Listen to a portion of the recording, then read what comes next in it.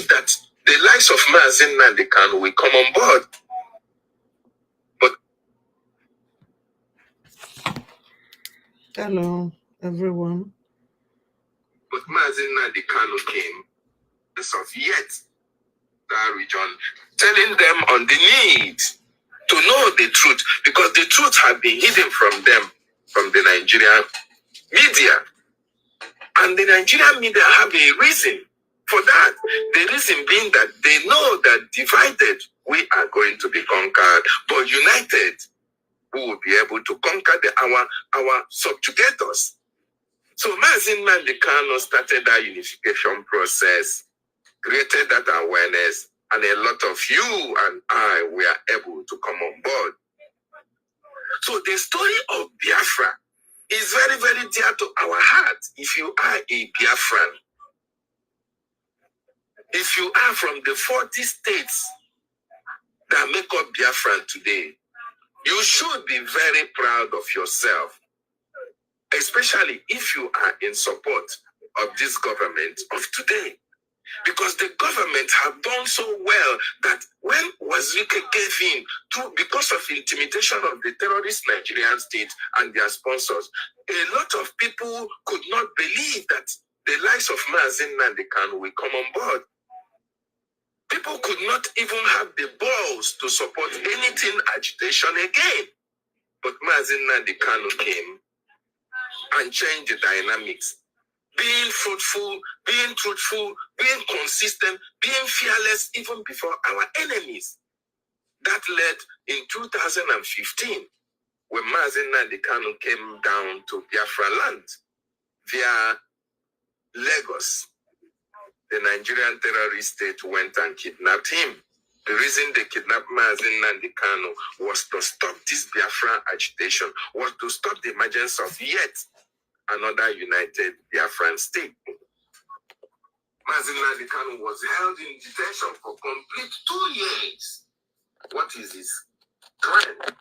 Fighting for you, I'm fighting for me.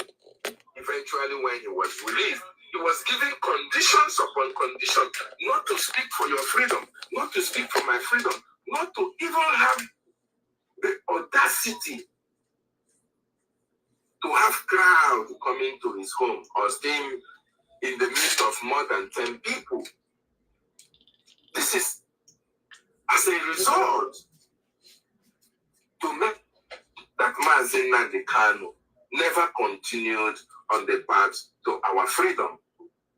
But Mazi Nnamdi Kanu, being that he was sent by EFIK-IBIBIO for this restoration, Mazi Nnamdi Kanu damned the consequences of these conditions for his bail and continued the gospel of restoration and the gospel of freedom. The Southeast governors, those who you call your political leaders from the southern eastern part of Nigeria called Biafra, ganged up against our freedom, ganged up against Mazi Nnamdi Kanu, and proscribed the indigenous people of Biafra, the platform under which our leader was promoting Biafran restoration. And the Nigerian military were let loose on the lives of our brothers and sisters who stood very strong to fight for our freedom. As a result, Mazi Nnamdi Kanu, in his own time, EFIK-IBIBIO, with the gallant men and women who stand beside him to say that it is Biafra or death, it is Biafra or nothing. The Nigerian military invaded Mazi Nnamdi Kanu's house, and a lot of gallant Biafrans lost their lives. Mazi Nnamdi Kanu was saved. In fact, it is by the hands of EFIK-IBIBIO himself that he escaped death by whiskers. Mazi Nnamdi Kanu was saved after that invasion by the terrorist Nigerian state, because they wanted to take him away. They wanted to take him out of the picture. They wanted to derail the project. They wanted to make sure that Biafra never comes. But they don't know that the restoration of Biafra was God ordained. Mazi Nnamdi Kanu surfaced in Israel and asked EFIK-IBIBIO to give him 100 men, because Mazi Nnamdi Kanu have seen that without Biafra, you and I are dead. We are better dead without Biafra. And that is just the truth. Look at what is happening in that contraption called Nigeria today. Look at what is happening in Benue State. Look at what is happening in Southern Kaduna. Look at what is happening in Jos. The indigenous populations are left at the mercy of the terrorists. The Nigerian government do not care about their lives. Their lives never matter to them. That is why terrorists can invade their communities, kill people at will, displace indigenous population, and try to change the demography. When they change, they take you out from your communities.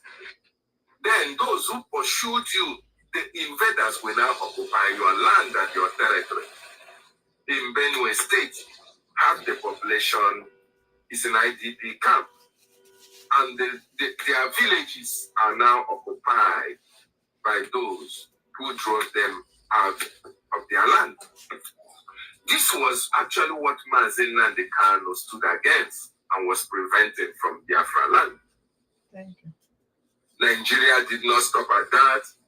They went to Kenya and kidnapped our leader in order to stop him from continuing this special mission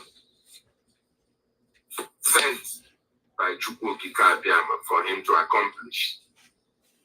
And when our leader was kidnapped, a lot of Biafrans were heartbroken.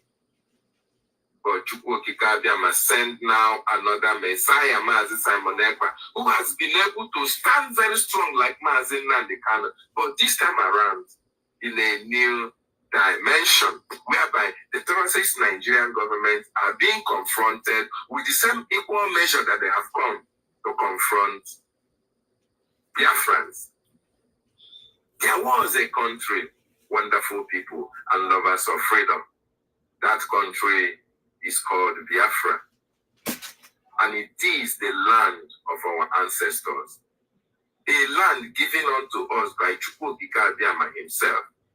It is the land of the free, a land of freedom, a land that is filled with milk and honey. There was a country, these people, they drove us out of our land. They made it possible that there was no roads in Biafra land. They made it possible that there are no industries in Biafra land. They made it possible that there are no light, no amenities in Biafra land, so that you and I can go outside and seek for all these goodies that ordinarily should be our right. And that is why you have wonderful Biafrans and lovers of freedom all over the world today, in America, in UK, in France, in Germany. It is because there was a country that the Nigerian government took away from us from functioning as a country. They pursued everybody out of that land of our ancestors. But now, we have been able to reunite again because Mazi Nnamdi Kanu created that unity. And now our people from the coastal line of Biafra now understand that the atrocities, the propagandas that were being carried out by the Nigerian news media against Biafran people were not true. It were all propaganda, and our people have now come to the realization that we are one people under God. They have now understood that Nigerian government were using this propaganda to continue to enslave us so that we can never rise up to fight for our freedom. And now that they have understood, everybody is now on board, courtesy of Mazi Nnamdi Kanu and the Prime Minister of the Biafran Republic government, Neza. And that is why that country that was must be again in 2nd of December 2024.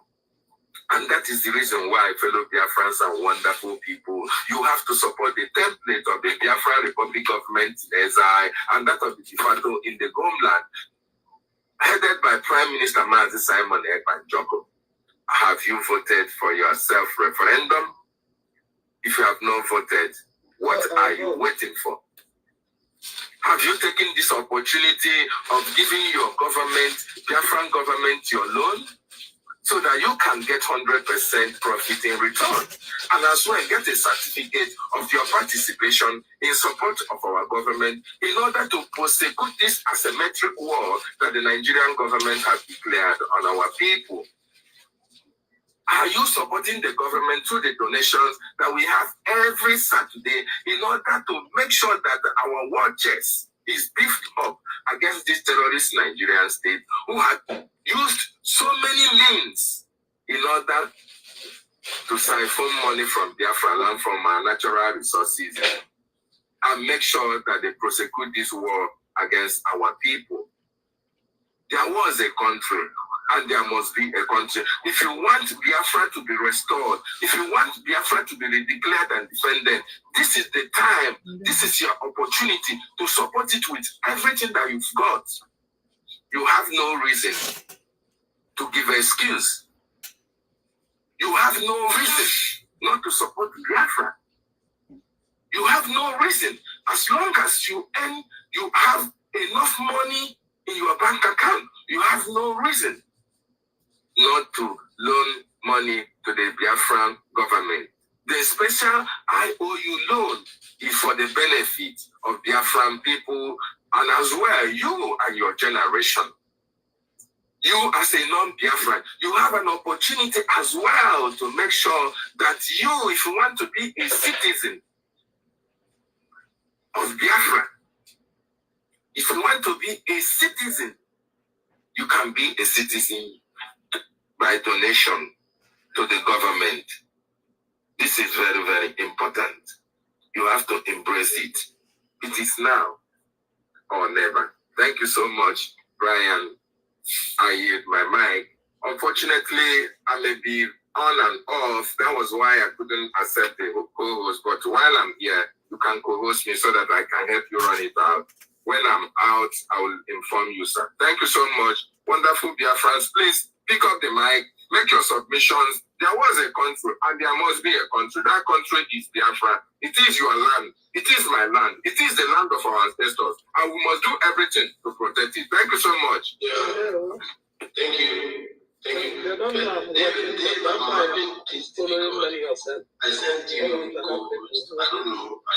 Did you get it? I've not seen anything. I've not seen anything. I know, yeah, and it seems that this is what it's doing to me. I have invited you to co-host. I invited Frank as well to co-host. I don't know. I found out they did the same thing last time I posted their thing. I think it has been my cross. They're putting a penalty on me. Whichever way, I'll keep on sending until you get.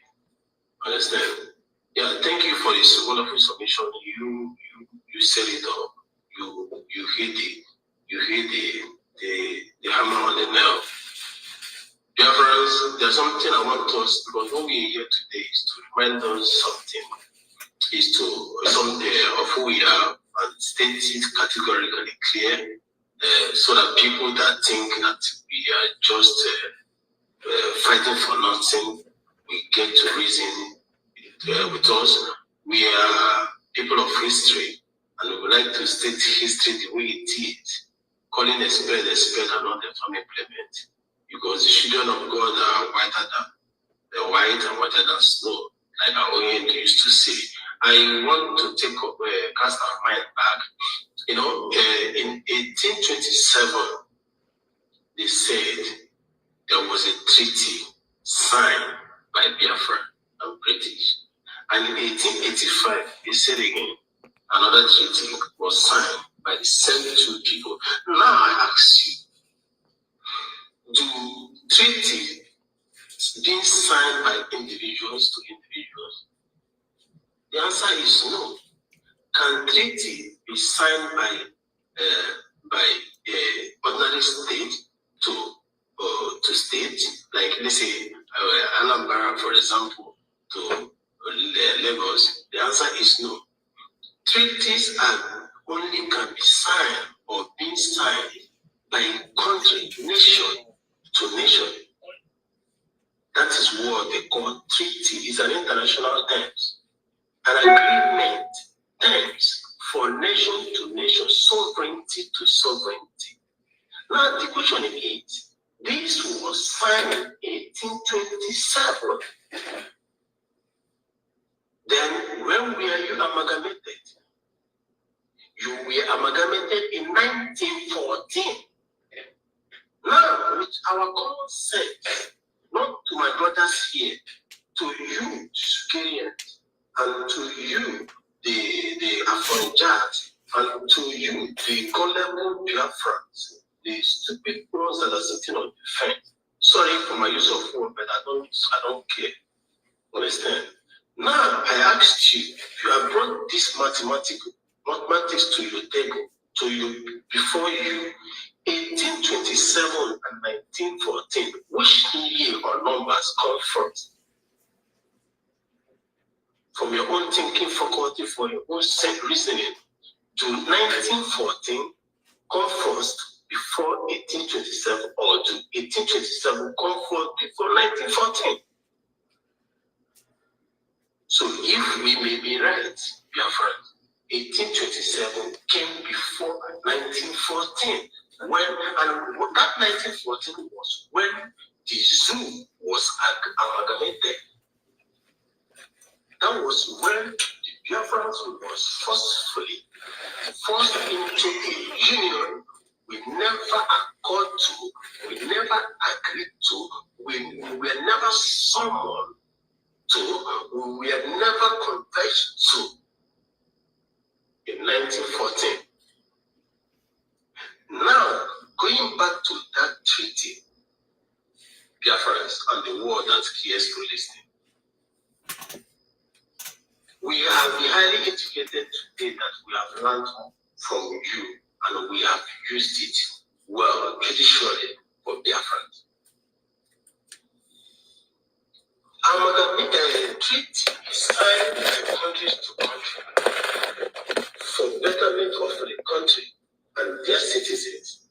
So in that case, how did they envisage Biafra? That is questions we keep wondering. How did the British envisage Biafra? Did they see us as a non-existing entity, or do they see us as like, for example, what's it called again?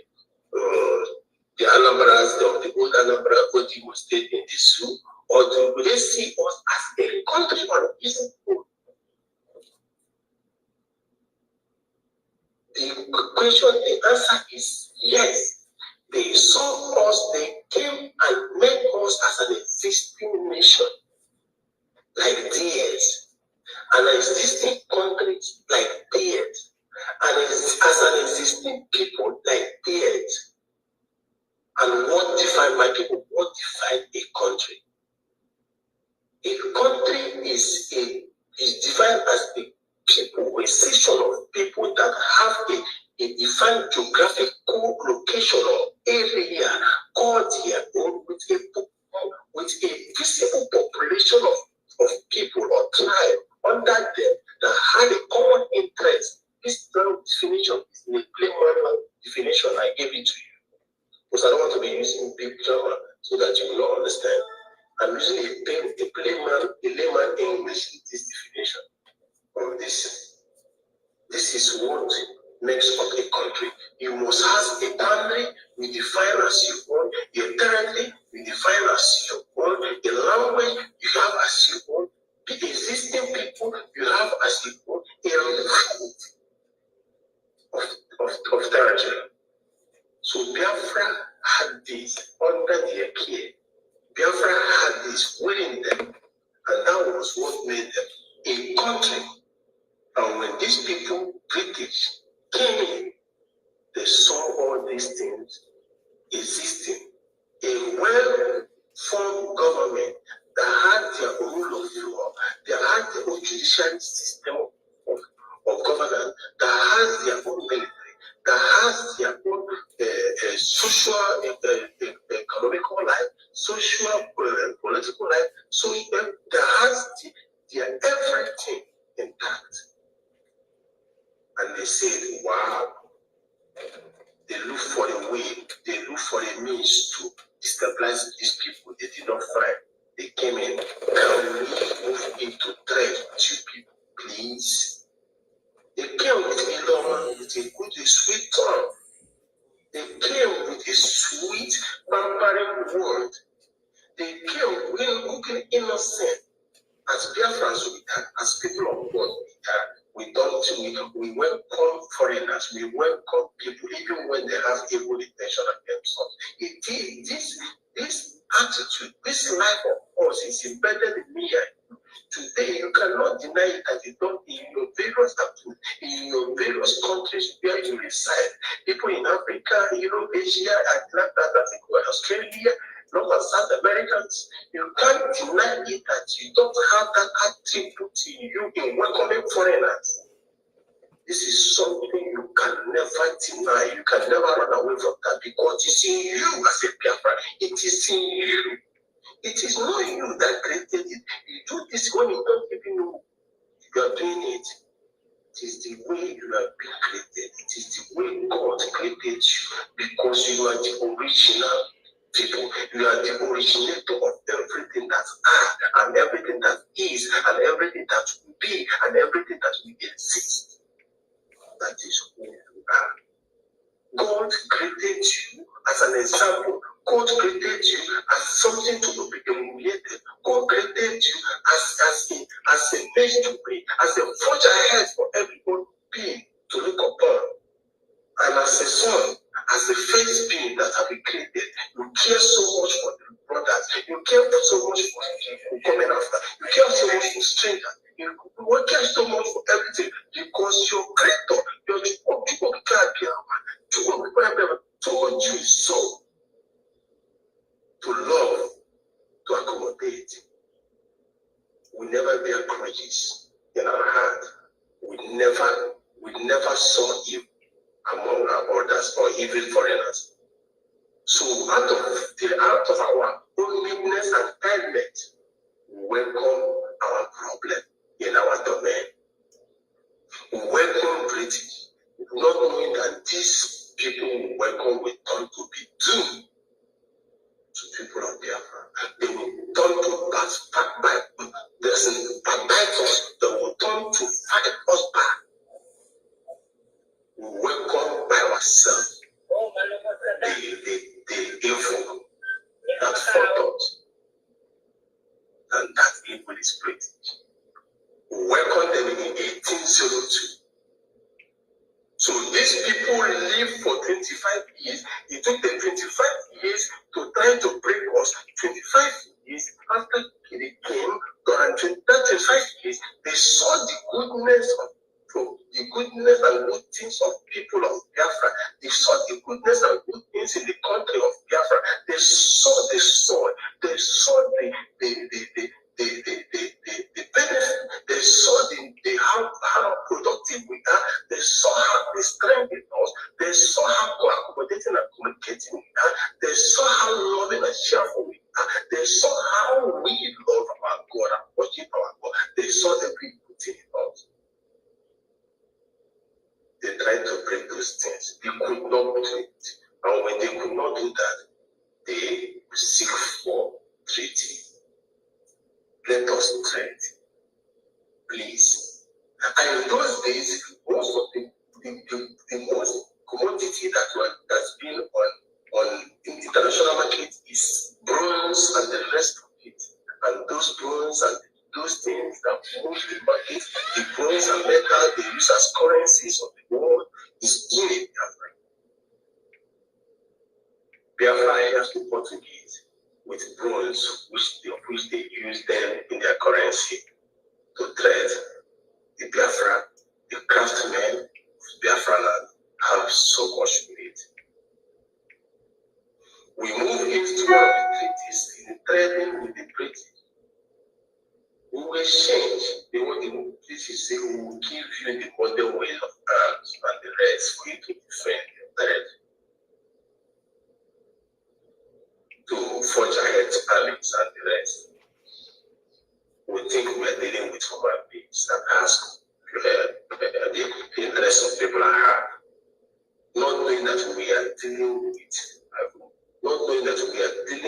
I don't know the word we used to qualify them. We signed the treaty, trade was moving on. On seeing how profitable this was, the people who fed turned to buy crops. The dog who fed turned to buy crops. What did they do? Out of greed and covetousness, the profit that was coming and other things that was coming from the land, the British rose. They decided to determine the market, how it's being sold, and the price that will be there. And even at that, they decided what to give to us. And people said, no, you don't tell us what to do in our land. You don't ask us to pay you tax on our product. They try to find a way to break the weakness among us, to push them. Because the Biafra land, the system of government in Biafra land is not one that one person will arrive. It's not the indirect system in the north that the Afonja and the Yoruba and the Hausa land, and one person will determine and everybody will mutually follow them. That is why in Biafra, anybody can raise something that will bring development to the community, and when people look at it, they'll pass it. And once you move, people will second to it. That was the first time, the beginning of the fight. Until that, after that, many things started to come out from the Biafra land. Why I'm stating this is to spread the people that think that what we are doing here today is by we are forcing ourselves to have a nation. No, when we are once a nation, we stood ourselves. Somewhat people that were on their 2 feet, on their 2 legs. We had our 2 legs marching for now. And let me break small. United States of Biafra, please. I will allow you to make submission before I continue. Let me, because I saw your hand. Make a submission before I continue. Yes, sir. Okay, go. Good morning, fellow Biafrans. It's a pleasure to be here, Mr. Brian. I thank you for the great job you're doing. It's a very wonderful topic that you have here. I want to give special greetings to our leader, Mazen Ambikano, who has awakened the consciousness of humanity, and also our Prime Minister, Simon Ekpa. I want to thank him for sustaining this fire and taking us to a new dimension. And we understand that this is not an easy fight, and it is also a worthy fight. Biafra is a just cause. Biafra is a cause that, that is very valid. There is cause for a fight to retain and regain our identity. Injustice have been done to us, done to our generation, done to our ancestors. Yes, indeed, there was a country, Biafra, and that is evidence in the 2 treaties that you mentioned. This is not a joke. When some people think that Biafra is just something that is an incident that happened in 1967 or 1966. Okay, it wasn't. Biafra is who we were, and this was a civilization that existed, that had international recognition, that even Britain had 2 treaties, and this is just because that is the one that the record has not been destroyed. Those people destroyed a lot of things, a lot of evidence, of who we were. You remember when they invaded the temple, Arochukwu temple, they destroyed everything about our religious worship, our connection to our God, our connection to our ancestors. They tried to remove every footprint of our existence as a suffering people. So these are a lot of crimes that was done to us by the British. And, today, some people who embrace Nigeria, they don't understand how this thing called Nigeria came to exist. That people who had an agreement, who signed 2 treaties with a country, later invaded your country. The same thing that they are condemning Russia today, they are alleging that Russia is invading Ukraine. Of course, we know that Ukraine is not even an organically created entity. Okay, but that is not our argument to make here. But the point is this: that Britain invaded Biafra. Britain invaded Biafra and destroyed the sovereignty of Biafra. So Britain is a worse criminal and a worse that is indicted than what they are accusing Russia of in Ukraine. So they invaded us, destroyed our civilization, destroyed our culture, invaded our land because of their covetousness. And it is very funny that today Britain, they give us Anglican Church, and every day they teach us the 10 Commandments. They say, thou shalt not covet, thou shalt not covet what belongs to thy neighbor, thy neighbor's wife, or thy neighbor's children, or thy neighbor's this. But they are the one that coveted everything that we had, and they went, and in order to take what belongs to us, just like we read when David coveted the wife of Uriah and had, committed sin with her, and in order to cover his sin, he also killed the man by sending him to the war, for the hottest part of the war. This is exactly what they did.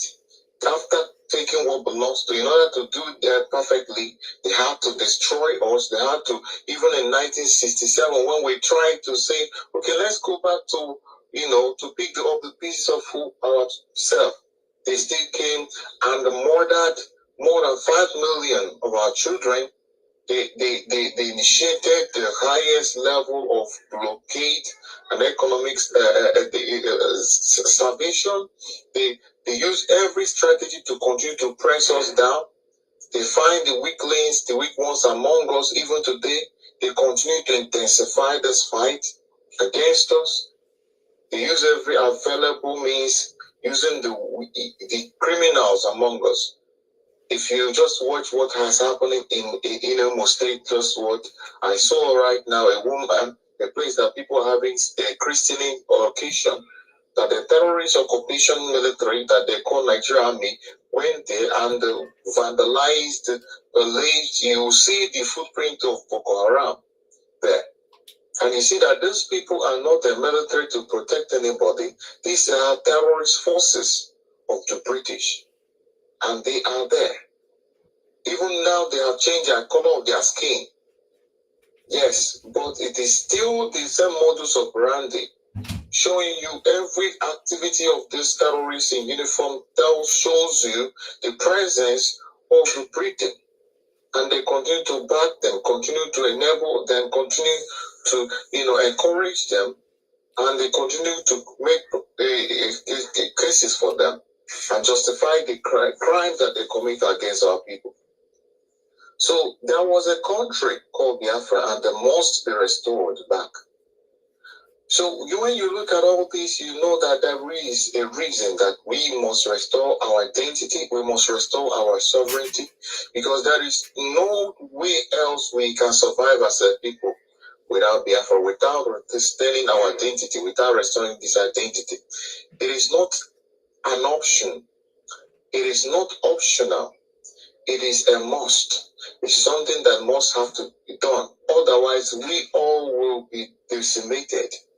Their intention has never been in any way to have trade with us. They want to annihilate us, to take over what belongs to us. And they are willing to go at any length. That is why when you hear these things, they reaffirm this decision when people like Barack Obama tells you that keeping Nigeria one is a task that must be done. You don't know that that statement is a subtle statement, is a euphemism for saying that if it takes genocide of all the entire race of Biafrans to make it Nigeria one, that they are willing to make it happen. People don't understand what that kind of statement means. It's a task that must be done at all costs. That is the part that they are omitting. At all costs. And you continue to see it happen. That they are doing everything to annihilate Biafrans, doing everything to annihilate indigenous people in that geographical sphere that they have gerrymandered and now called it Nigeria. Now, these same people, just like I will ask them, if those people that created this concentration camp, extermination camp, if they wanted it to be a place for people who, or they had any form of dignity or any form of respect for you that claims to be a Nigerian today, do you think that they will not have found any better name to call that nonsense place? They decided to call it Nega area. An area of darkness. The only name they found is a name that is a small, and they show you that they are not hiding their spite for you. They are not hiding their disdain for you. And it's unfortunate that today those people have accepted the disdain of the British of invaders. Okay, and today they are calling themselves proud Nigerians. And then they use them against the people who have come to light and said, we cannot be this thing that they call us. We are a people. We know who we are. And we want to retain our identity. We want to go back to who we were and who our fathers are. And under this name, just like when a time in the scripture, you read about a man called, what's his name? The one that does Jabez. Jabez realized that the name that he was called is a small name. That is a name that brings Jabez. Yes, Jabez. Jabez. Yes. And he realized that this name is a name that brought misfortune, a name that represents evil, a name that represents backwardness, a name that represents curse. And he said, God, change this name. And he made effort to move away from that name. That is the same thing that is happening. When an enemy wants to destroy you, they give you a small name. They name people area of darkness. How can you expect a light when you have accepted that you are darkness? And now look at us, the people of light, the people from the land of the rising sun. They put us in a dark area and to cover our light. They know what they are doing. They know what they are doing. This is not an accident. It is a calculated strategy of war. They are even very diabolic people. They know that these people are the people of light. They know that this is the big place, the land of the rising sun. They know the history about the men, the three wise men that came from the east to bear witness of the birth of the Savior. And they know that this is the people of letter, people that are well read. And they deliberately want to cover this light. And they are doing everything. That is why they say it's a task that must be done. And that is why we have to reverse it and saying that restoration of Biafra is a task that must be done. At all cost, whatever it takes, we must restore Biafra. Because these enemies are not going to relent. They are giving everything to make sure that they annihilate our people. And the only problem I have today, just like the scripture will say, that my people are destroyed for lack of knowledge. Our people are ignorant. And then in some cases, Bible you say that my people are destroyed because they rejected knowledge. Now, this message, this knowledge of who we are has come. The Biafra Republic government has come. The Prime Minister has come with truth, doing everything he's doing in the public space. Not like the people who are telling you that they're hiding everything they're doing. You don't know what they're doing. Somebody calls himself, what is his name? He powerless. You don't know his face. Someone calls himself Chinasa. You don't know their face. But some of our people see Simon Ekpa, whose everything about him is in the opening his doors into the public. He has not hidden anything. He is accountable. You can check his profile, his track record, everything. But why is it that some people have seen the light, refuse to embrace the light? Our people, we have an umbrella, we have this ship that is taking us to a destination, Biafra, and the roadmap is there. It is time for our people to come under this umbrella and do the needful. There's no need for us to be running around deceiving ourselves. It is time for our people to do something right for once in their life. And stop being gullible. Stop being gullible. You cannot continue to allow those people who don't like you. Look at the man called Obasanjo coming to tell Igbos to think twice. That the best thing is not only that he claims he loves Igbo. The same man that single-handedly destroyed Ibito's business, destroyed his license, destroyed our industries that were working prior to war, destroyed our seaports, made sure that we don't have international airports, blockaded us economically, after killing our people. The same man that ordered the genocide and massacre of our people in OD and several other places. These people continue to divide us. Come and tell our brothers, you are not Igbo, you are not this, you are not that. You know, they are doing everything to make sure that we are divided, because they know that once we are divided, they can be able to conquer us. Why can't we now realize this and understand the time like the children of Issachar who understood the time? There's time for us to understand the time and do what is right. God has given us a savior in Mazin Namdekana. God has given us a savior in Simon Ekpa. It is time for us to do something right. Yes, we have done One Nigeria for many years.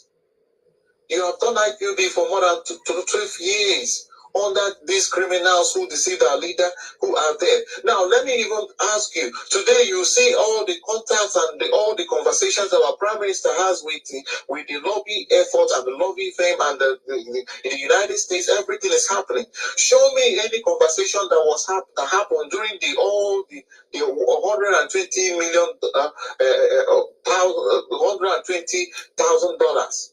$80,000 that they were taking for our leader, Mazin Namdekano, during those years that they would say they were having lobby.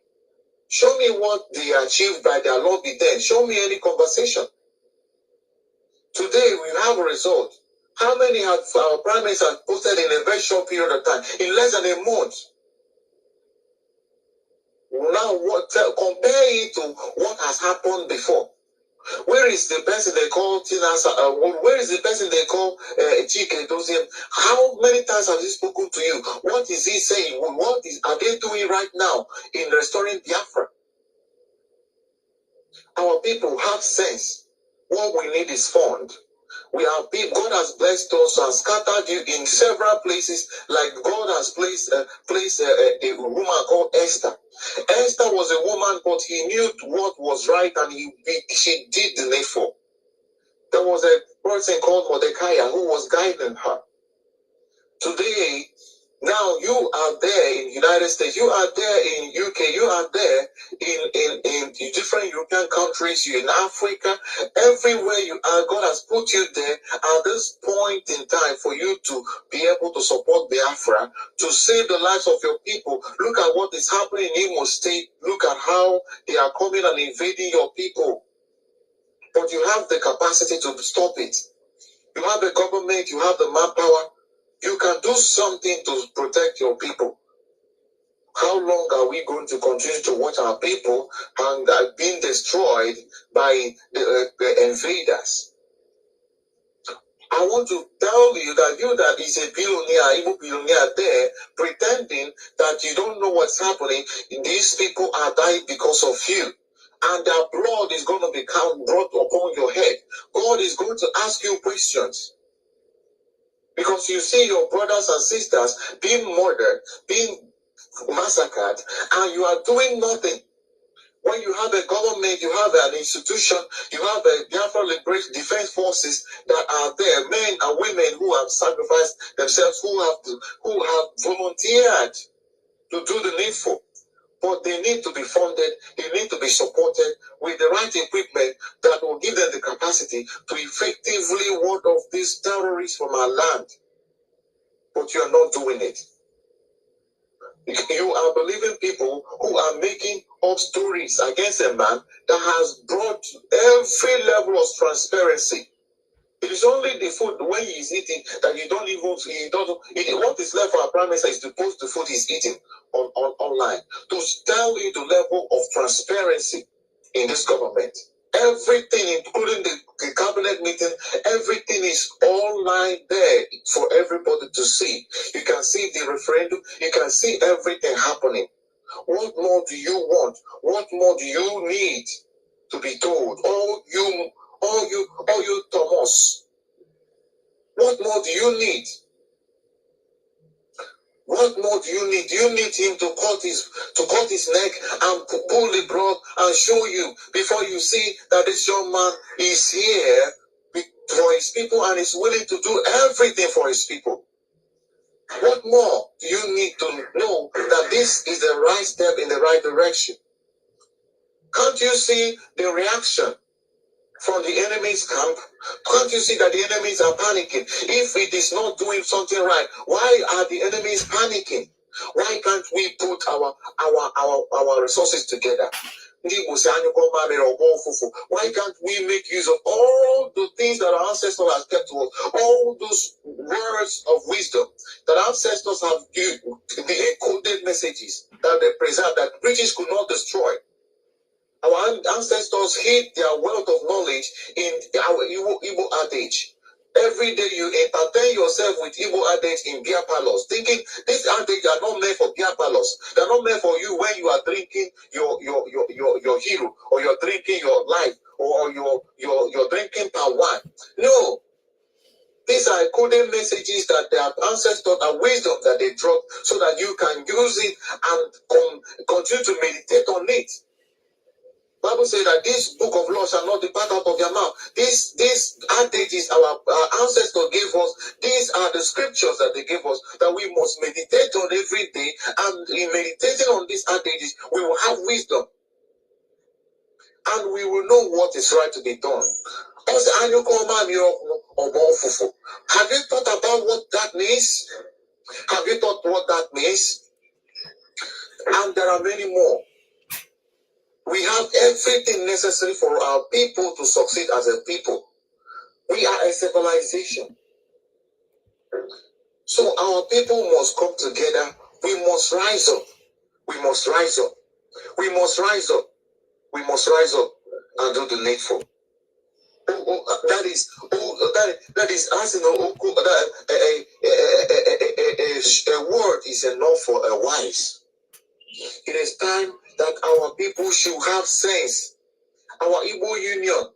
What are you doing there? Calling yourself Igbo Union. You're doing Igbo Union under Nigeria. Who told you cannot do your Igbo Union under Biafra, who you really are?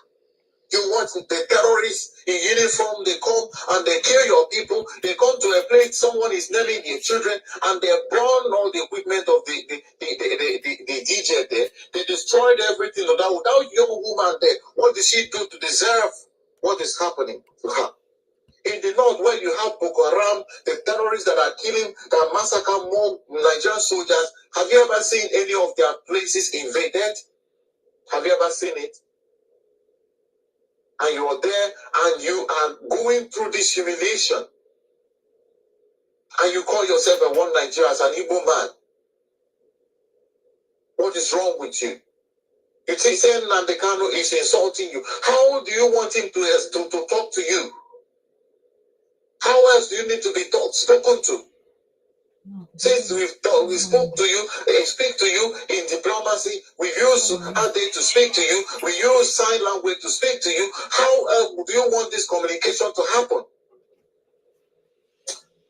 Oh my God, my heart is bleeding. My heart is bleeding. My heart is bleeding. It is a shame that we are going through all this. Look at the humiliation that our people are going through. Look at the humiliation we are going through every day. My people, if you don't know that you are in endangered species, know it today. Know it today that you have been marked out for destruction. When they say that keeping Nigeria one is a task that must be done. Everything, the only thing that they need to keep Nigeria one is to destroy you. You are the sacrificial lamb. You are the one that they kept on the spike to make Nigeria one. That is what is happening. You must be destroyed. That is it. But you are there doing Igbo Union. When you are raising funds and you are sending to a Confucius man called P2B. Every year he is confused. He comes from vice president, he wants to president. Every year he continues to confuse you. What have you achieved? Can you put even 5% of this thing? Why can't you pursue and become who you are? Look at it. There was a country. The people that are telling you today want you, they love you, are the same people killing you. The same people who refuse that you will have life. Even in that Nigeria, they refuse that you cannot even have ordinary people that other people have. Ordinary, you want to go to overseas, you have to go to Yoruba land. You have to go to Hausa land before you can travel out. And you are there calling yourself a human being and calling yourself a Nigerian. That is a humiliation. And then they will put their terrorists on the way along the way to kill you. They refuse even for you to have airport. Are you not ashamed of yourself? Are you not ashamed of yourself? And you will come online. The only thing you do is to try to disparage Simon Ekpa, a young man who has gone to Finland and put so much in there that even the Finland respects him so much. A man who has given so much for the Igbo identity, given so much to Nigeria. But he now realized that my people are endangered. He realized that this thing I am doing is not helping matters.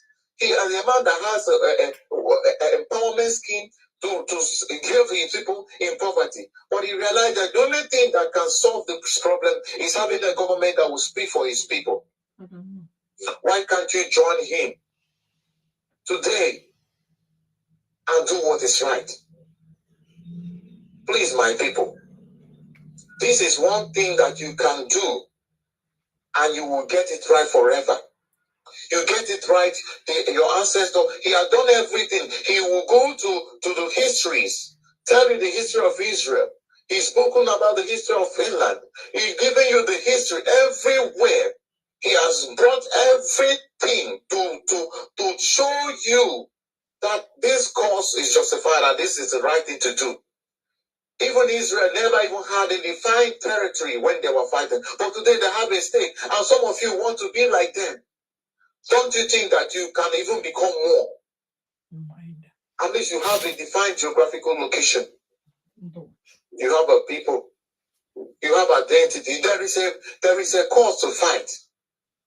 My brother, my sister, giving your children identity, giving your children a foreign identity, like giving them a citizen in America, giving them birth in UK, cannot save them. Your name Nefu. How many of you can your children come back in this place? Can you bring them back in that they are Nigeria? You're doing one Nigeria. You're in Igbo, you are in London doing Igbo Union under one Nigeria. But your children cannot come back to that your Nigeria. Are you not ashamed that after Guinea-Fu, your Jobara cannot come back? Your dad cannot come back. You are sharing you're giving your children in marriage in a foreign land. This is a taboo because you cannot come to your homeland, and you're not ashamed. How come we have lost track of our culture? Madam on Lagos, you're not ashamed. But you are telling somebody that he's in Finland declaring Biafra. He's in a foreign land fighting for his freedom. But what about you that is in a foreign land, is in a foreign land? Are you not ashamed of yourself? Is that not a taboo? How can you give your child a pound one in a foreign land? How can you be eating G in a foreign land? Someone is fighting so that this nonsense can stop, so that you can be in your land of your ancestor and have a connection with your ancestor and be able to do things according to the way of your ancestor, so that your ancestor can be happy with you. And you have a mouth to say he is fighting for freedom in a foreign land. Let me tell you, Nehemiah fought for his freedom of his people in a foreign land. When he was in a foreign land, he thought about going to rebuild the temple of Jerusalem. That is the same thing that Simon Ekpa is doing today. You are in church as a pastor, you are talking against Simon Ekpa, saying rubbish. But every day you are preaching about Nehemiah, you are preaching about Moses. Shame on you. You must be out of your mind. You are a hypocrite. You are preaching about Joshua. You are preaching about Joshua. But you are talking about this people. Do you know that the church of old, that they brought money to support Nehemiah to rebuild the temple of Jerusalem? How much have you contributed as a pastor in Redeem? As a pastor, an Igbo pastor in Redeem, as Igbo pastor having a own church, as Igbo pastor in Anglican, how much have you contributed to rebuild your own Jerusalem? Biafra is your own Jerusalem. If you don't know it today. You are here to give us adulterated message in the name of your preaching. What do you think that Jesus represented? Jesus was fighting for freedom. He came that he will set free the captives. Are we not captives in Nigeria? When God said to Moses, from where did Moses start his agitation and his fight? From a foreign land. So, and God said, Moses, go and tell Pharaoh, let my people go. The message of Moses and the message of Nnamdi Kanu and Simon Ekpa, what's the difference? Tell me what is the difference. You hypocrites who don't know what you are preaching. Criminals that are making money from the pain and suffering of our people. The same thing goes for their counterpart. Look at an idiot coming and telling us that the APC must take over Abia State. He's not talking about how his people can be, life of his people be improved. These criminals, we have allowed them to defecate our space for a very long time. The land of Biafra must destroy you, must reject you. All you evil men and women. The land has risen against you. And the Bible says, if the foundation be destroyed, what shall the righteous do? What shall the righteous do? The righteous is not the person going to the church or a building and every Sunday.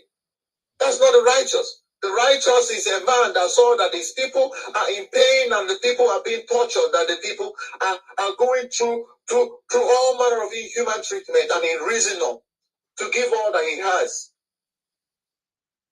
to defend his people. Not the man that is collecting tithe every Sunday. Not the man that is collecting giving Holy Communion. That he doesn't even understand what he's doing. You are there every day. You love the fact that people are coming there when they have common headache, they cannot buy paracetamol. And you give them water to drink in the place of paracetamol. I have no issue with you, but I have issue with you trying to tell me that these things are what we should do, and you're talking against people who are bringing real solution for our people.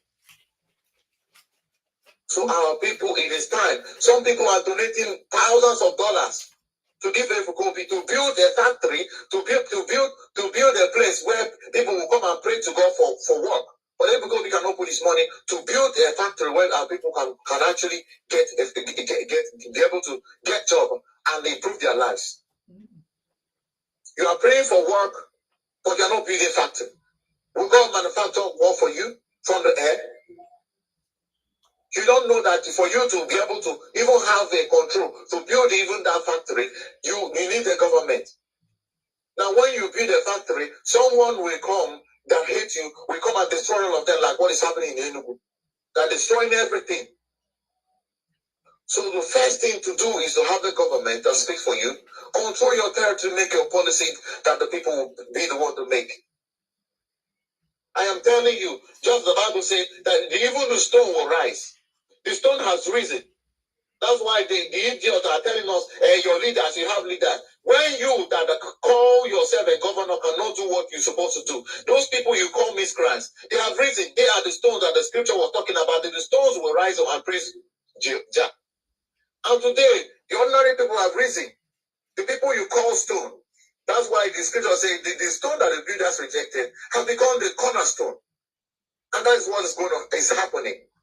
So my people, do not allow them to shame you, to call you names they call you. Of course, today they cannot call us miscreants anymore because they are the real miscreants. The real miscreants are the people who are collecting billions, who are going for a fellow man to pass through their anus for them to have political relevance.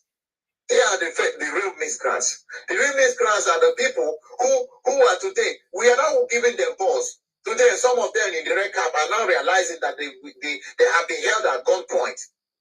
It took the courage of Simon Ekman to make you in your red cap to realize that over the years you've been held by gunpoint. Did you ever agree? No. But you claim that you are running democracy. You've been telling us that you're running democracy. You've been telling us that sit at home is evil, that sit at home is a tantamount to destroying the economy of your people. But today, you are you realize that sit at home is saving lives. That's why you recommend sit at home. Today, it takes the courage of Simon and the courage of Mazen Namdekano for you to come out to say on the television that over the years that you've been held at gunpoint, but you've been claiming that this is a democracy. How come today you are now realizing that it is at gunpoint that you're held in Nigeria? So, our people, we must maintain our position. Anything you are doing, I want you to not just fight for this freedom. When you are donating, donate with anger. Don't just do this because that is when somebody is looking at you for you to fail. When somebody is calling your name, trying to shame you, you tell them that you cannot become like what they say. I go to spaces and see how people are calling our people names. Oh my goodness. We must get this Biafra. If not for anything, for all those people that have called us names, I want to see them to bury their faces buried in their shame. Thank you very much. Their hands are up. But honestly, I can run but anyway. The state of Biafra. Thank you. I saw the radio about this country, Biafra. We all are feeling rage because the man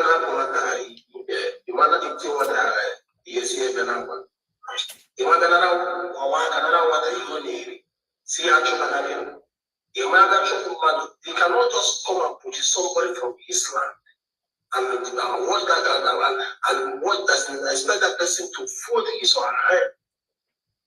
And he cannot just come and beat the child and expect that child not to cry. You cannot just come and steal what belongs to the child and expect him or her not to come after you. I feel the rage. Thank you, brother, for that. Without wasting much time, also, please omit yourself and give us submission. Thank you. Also, are you there? I'm here. Good morning.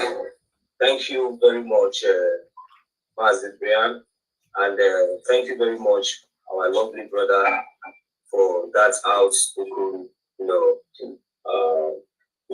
submission. We so much appreciate. I learned a lot. Actually, I have a question. My question here is like, does it mean that even if the British has succeeded in wiping these histories of ours, you know, in the so-called, their so-called geographical zone, or what they call it. So does it mean that since Biafra has been existed, you know, before the British even came, and like here where I reside in Portugal, I have met some Portuguese, like my boss and other people, who also confirmed, even when I told them about Biafra, he even told me that he has Biafra in Gemma at home. So I was, that got me more interested, and I was sometimes in other places, some other majority people, when I meet them, they ask me, I try to tell them about Biafra, and then sometimes they ask me, what is Biafra, you know, and then I try to put them through. So what my question is being directly to this way, that even if the British or the Nigerian terrorist state has succeeded in wiping away this our history, it doesn't mean that in other parts of the world, while it doesn't mean that our history can't be taught in other parts of the world too, like, you know, like what happened, how we, you know, at least some other people, or is it that they have succeeded in wiping it away totally, like they shouldn't teach it in any history, in any school, in any part of the world, even apart from Nigeria? So that is my question. I want to know, is it the case here? Because even if Nigerian terrorist state has succeeded in wiping away this our history, at least it should be taught in, it should have been taught in Gabon, it should have been taught in South Africa, it should have been taught in other parts of the world. So, and why is it that people are silent and nobody is talking about our great and sovereign nation that has been in existence, that has its roots and has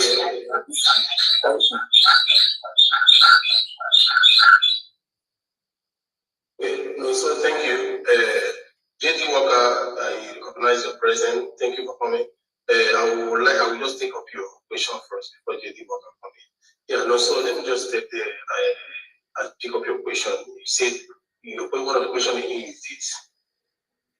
First of all, your question includes before the British came, does it mean that we have been there?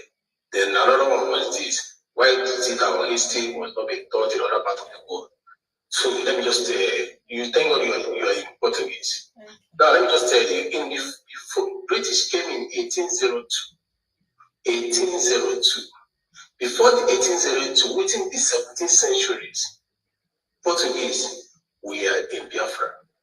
And that is where we traded prunes with them. That is why that man told you, the Portuguese told you that yes, there was a Biafra, that he used the money in Gemma. And that was when the Portuguese came to Biafra man. They were marveled with what they saw in Biafra. They said, wow, this place is even bigger and more beautiful and more developed than Lisbon. Lisbon, I believe, is the capital of Portugal, right? So this was what came out from their mouth. And we had a lot of trade, even the sugarcane and the rest of things. And we helped the Portuguese in the bronze medal that has to do with their currencies then. In mixed meeting, yeah. So that is the history, how we traded with the Portuguese then. I said it was fair trade because they know that they were not able to use that power to oppress us. So I'm just trying to clear that section for you. Then what happened? How did the British came? So they now came, you know, during those golden days, it's just like a fight of who will be dominant. If I kill you, I move you out of the way, I dominate the market. I dominate the market yet. Then the British now came in 1802. Now that this now takes me to your question. Does it mean that our culture and our things about the Biafra cannot be taught in other parts of the world? The question is, the answer is yes. It cannot be taught in other parts of the world. Why? Because it is not your territory. You cannot learn about your territory from other people from outside. People that never wanted it to exist. People that destroy it will never. Just like Alexander the Great of Egypt.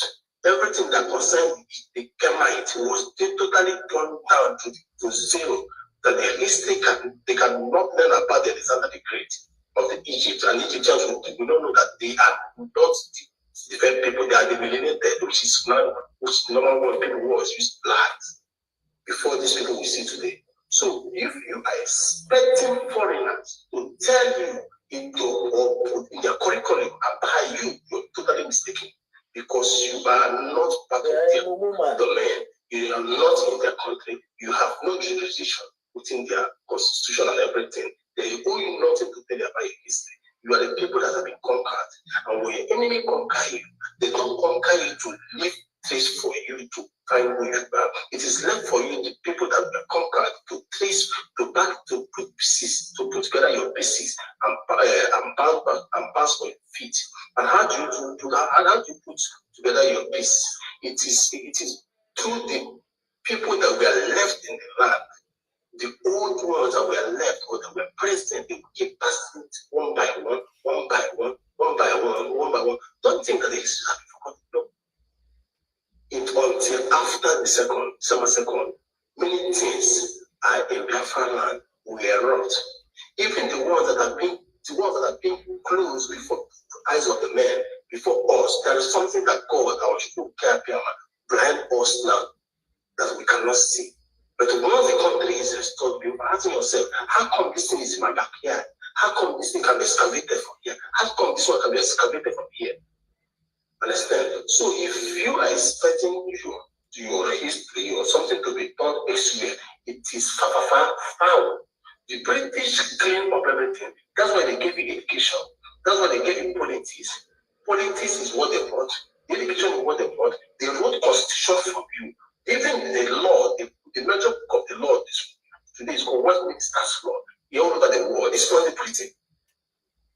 Understand? That is why before the Britain, before English, before the general Lingua Franca used by the world, the Greeks was there. But the fact that Britain came and defeated Greeks, Greece, you no longer use Greeks, they now put English forward. And remember that English was coming from Latin. English is not just come from this school. What did they do? They killed the Latin where they got the word English from. Understand? And this thing, for example, they took it to Romans. Understand? The Romans, when they conquered the whole empire during their own time, that they started establishing, they called the Greek law, they also called Roman Catholic. Now, what can you ask yourself? Can Roman Catholic, when it comes to Biafra, one can't be Biafra Catholic, one can't be German Catholic, one can't be Ethiopia Catholic, one can't be France Catholic. No, they put it, they stamp it so that they become only Roman Catholic. They don't tell you that they will not allow you to come to their land. Now, Romans will not allow you to come to their land and live according to your own law. You must come and live according to their law. And they will not allow you to come to their land and implement you and tell your history. You don't tell your history in a foreign land. You must tell your history in your land. And this is very difficult for us to do so because we are people that we are conquered. We are people that we are amalgamated. We are people that were subdued. We are people that was forced into marriage. You know that never wanted. We are people that were oppressed. We are people that are enslaved. Until you destroy the foundation, until you destroy the cage, until you destroy the roof, until you destroy the arms, until you bombard or pursue or destroy or whatever you use to put those are in hand, even people that are standing before you, only then that you can be able to tell the story about you. And this is what our government is doing now. Forcefully telling it by social media, forcefully moving government to government, reminding them we were once a country. You know it, and you have the fact, and we have the fact. And when now they find out that we have the fact, and we thank God now for this is the 21st century, there is a modern technology. We now giving it voice everywhere now. The world has become, the world has become tired of us because of our resilience, because of our doggedness, because we refuse to die, because we refuse to give up, because we have not resurrected that which has been buried. So that is why now, for example, like I use Romans. Romans will tell you that if you're in Rome, you must behave like Romans.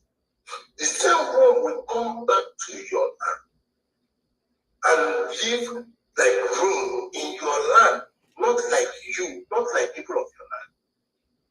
What does that tell you? They want to show you superiority. They want to tell you that you are the on top of you.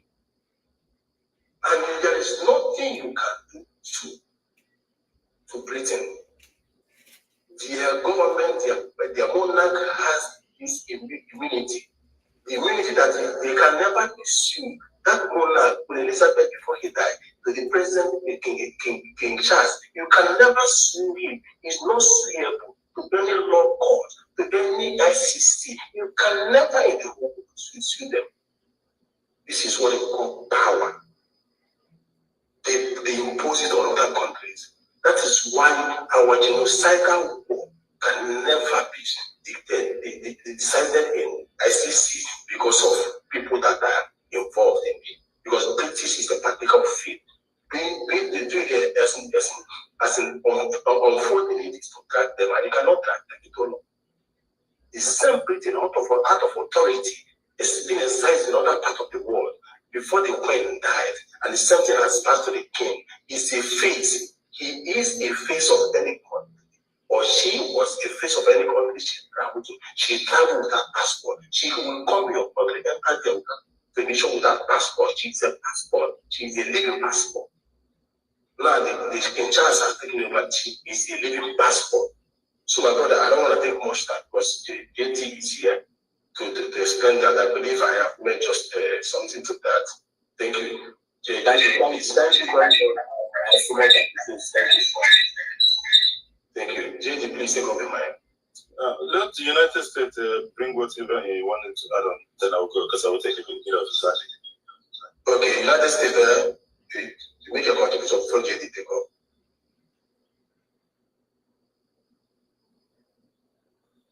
United States, are you there? I don't know today, you know, the space gave me punishment that I never co-host anybody. I even took co-host to you. I think you didn't, you have not seen it, right? So, no, you have not seen it, right? No, there's nothing in it.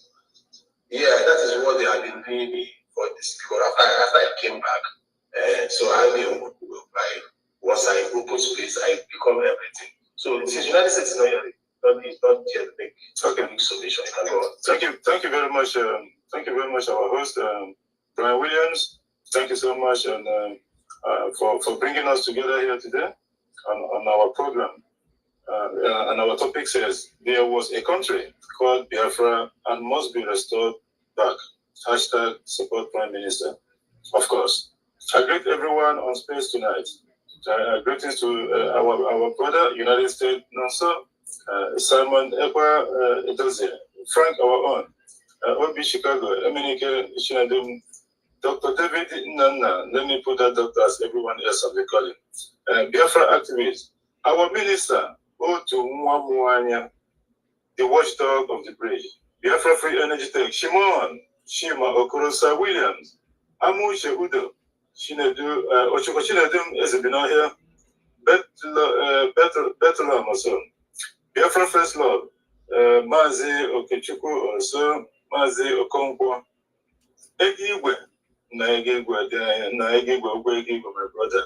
Osadebe Biafra, Samoneko and the Stella, Benowabo, Freedom for All, Austin Uku USB, Ordinamwa, and there's a lot of people. Victor is there, the 18 British victim, Shiso. There's a lot of people here. Please, guys. If you have never done so, Gigi Wonder, my brother, welcome. If you have never done so, just go through your wall right now. Just take 5 seconds. Go through your wall. See if you have shared this space, please.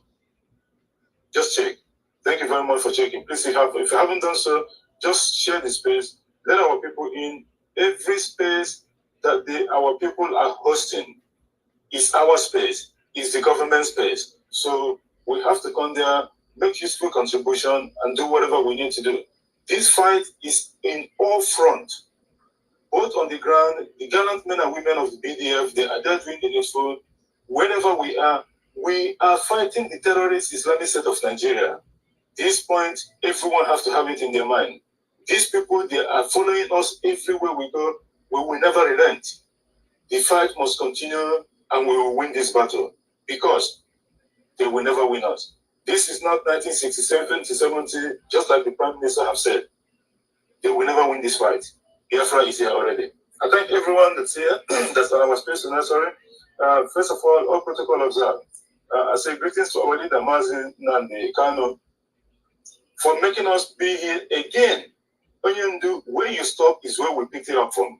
Not the other of your radio that criminals have kidnapped, and then they're dishing out nonsense. And like our brother, United States quite rightly said. He says he's talking about the criminal Abbas in Kuwait and what have you. These people, what have these people done? Not only that, they know this. What have that criminal, what's his name? I forget that is a criminal name. What have that man done? All this while, Onyendu have been paying them $80,000 a month. They share the money, just like what the criminal politicians are doing in Abuja. What they do is share money, share money, share money, share money. I don't remember when she said it. It wasn't like it's a joke. People think that, sometimes they've conditioned our people, although not Biafran people, the one so-called gullible Nigerians, they have conditioned their mind to believe anything the politicians. Let me tell you something. They are actually seeing the politicians as a semi-god. United States, they are actually seeing. The person is what's it called? Thank you so much, my brother. They are seeing this so-called one Nigerian idiots. They are actually seeing these politicians as a semi-god. I'm being honest with you, and they enjoy that. You know why? Because the stolen money that they're getting from the government of the terrorist state, what they do, they pile up this money, ship them overseas, buy this. That's why whenever you come to them, they always want this SUV. Did you see the one that was arguing with someone one certain time ago that he doesn't like sedan cars? He likes SUV because of the road. Aren't you the people that have to fix the road? He wants SUV so that they will be budgeting. They will budgeting a lot of money for these idiots to go and buy SUV so that when they come to the village, everybody will gather with their own PA and police and mobile. One person, will have like 4 police officers, one mobile, one GSS, body written on their badges, and then they will start throwing money from the window and of the car and what have you, and people will be rushing. This is what they like, just like what their counterpart is doing in the north. I live in the north very well. I schooled there. This is the same thing they do. In the morning, you will see a so-called Alhaji in front of his house. You will see hundreds, I mean 100, not 10, hundreds of Alamajiri in front of their house, knocking out this little, and they have people that are leading them to there, apart from the ones that scatter all over the streets. And even the most surprising thing is that most of these young kids, most of them they are not from the Niger area to start with. Most of them they're from Niger and Chad. They will turn up in the front of and then you will see someone. And these people, to see how this is organized, they have people cooking for these large people to feed these people. Only one person will have the money that a state will earn. They will happily grab the whole thing, collect the whole money, and then they will keep on dishing it out to people. Just look at an example of our Prime Minister. Our we all know that our Prime Minister is a philanthropist. This man, for a very long time, he has been giving money and aiding people in his own community, where he came from in Ebonyi State. He did this for a very long time, not just in Ebonyi State. He spent thousands and thousands and tens of thousands of dollars trying to help people out because of the downturn. You can see the downturn. You will see people that ordinarily, when they get sick, just like our brother United States said, when they get sick, they don't even have money to buy medicine. We're not even talking about people going to the hospital or not hospital, going to the doctor first. Because here where we are, where I live, if you have any issue or something, you first go to the doctor. You go to the medical center, and then the doctor now will recommend if you need to go to the hospital. The only time you can be able to, like we all know, you can be able to ring the emergency is if something is critical. That's when you ring emergency. That's why it's called emergency. But no, in the terrorist state, what they do, who have a headache and then maybe they are shaking or something, it might be something that's something can cure. But then they have to go to what? Run to the hospital. You go there, the hospital is clogged up, and the hospital is nothing there. There's no bed. There's nothing. Nothing. Absolutely nothing. People that is working in the hospital, they will be and selling wares in the hospital. This thing that I'm telling you, I'm quite sure. I'm very, very 100% of what I'm telling you. And then even they will be bringing something, you know, maybe their kids, they're the one that is cook those food or whatever in the morning, and then you see people like that working in the hospital. I put in here, they don't know. This is where they're supposed to take care of the sick people, isn't it? No one is getting anything. Let me put you in. How want to go man in a hospital? How want a man inside the hospital? Just the hospital we are talking about. So, you know, the atrocities and things that is going on in the terrorist state is just unbelievable. Honestly speaking, it will not even be enough. The only solution and answer to all these problems that we are talking about here is the coming of the independent state of Biafra. Full stop. That is what is going to, just like what the United States you have just mentioned. This what to do. This is only there are a couple of weeks ago, you remember, he was talking about sit at home. This is the only sit at home that he's going to sanction, and the one that is going to be of benefit to the so-called. You can imagine an idiot. He is claiming that being a representative from this. Oh my God, I gave these people. I gave pipe. Oh my, these people. I cannot wait. I got these people more than what I want to see. Look at that idiot. Who is this man? When you go here a couple of months ago, I'm not even talking about years. Whenever they come and then they get little money for the caliphate, you will see them jumping up and down like squirrel. To come and tell us, we the Biafra, the smart people, that's not as a representative. Look at that idiot calling himself a representative. Calling himself a representative. The Prime Minister of Biafra is the one that gives you that platform for you even get the impetus to stand up and start yapping or disgracing yourself and continuing users in the social media. These are non-entities. These are common criminals. Do you remember last time, long time ago, very, very long time ago, something happened within the so-called house, either Senate or House, National Assembly, whatever. They started jumping fences, these idiots. They started jumping fences. Criminals. These are retired criminals.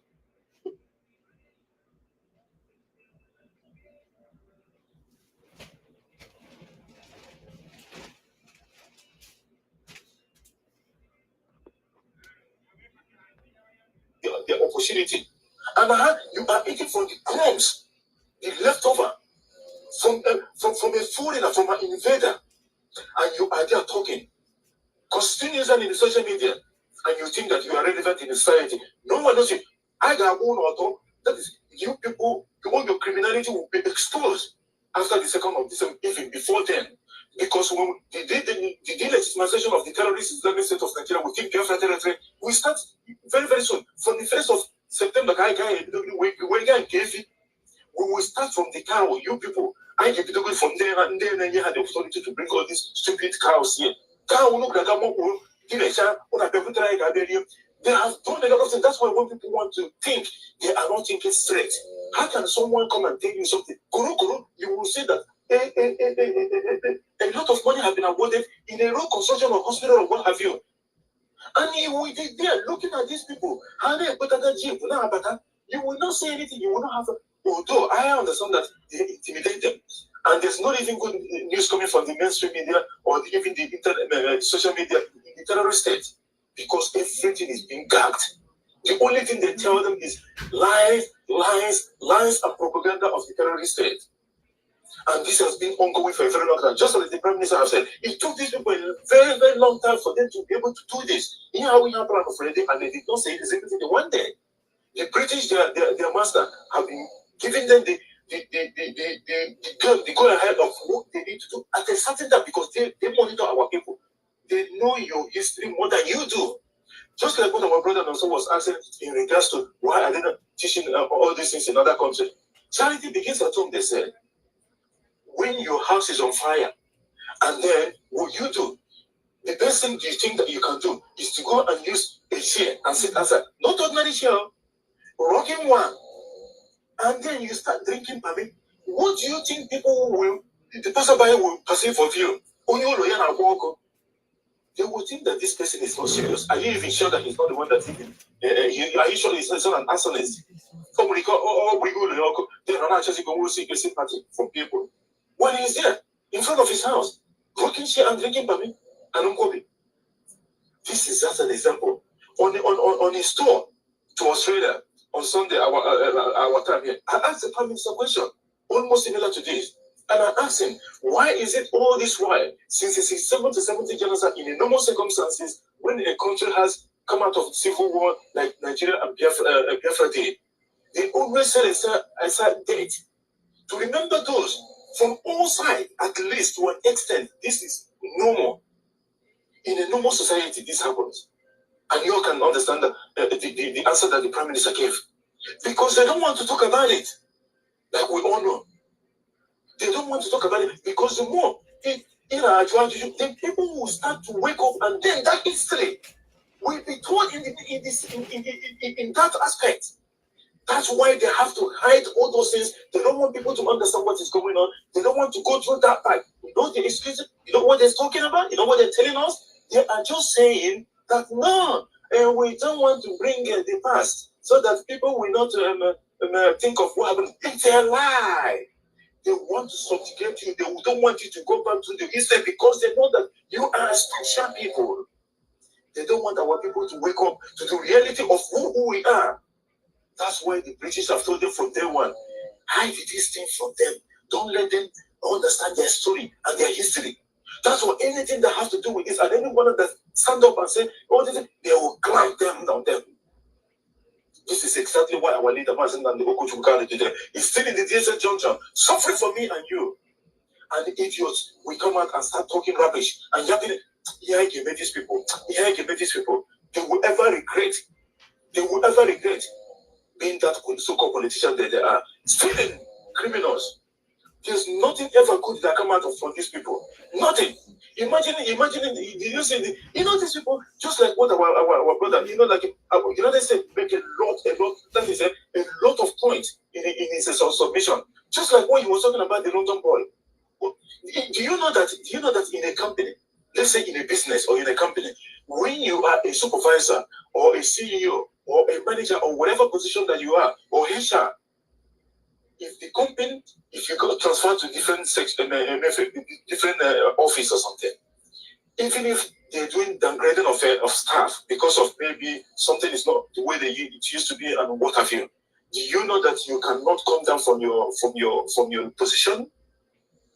Unlike the London boy, Obi has been a vice presidential running mate to Atiku, right? Obi have now, after he went to London, and then he concocted when they competed with the British, he tried to subvert the cabinet of Biafra.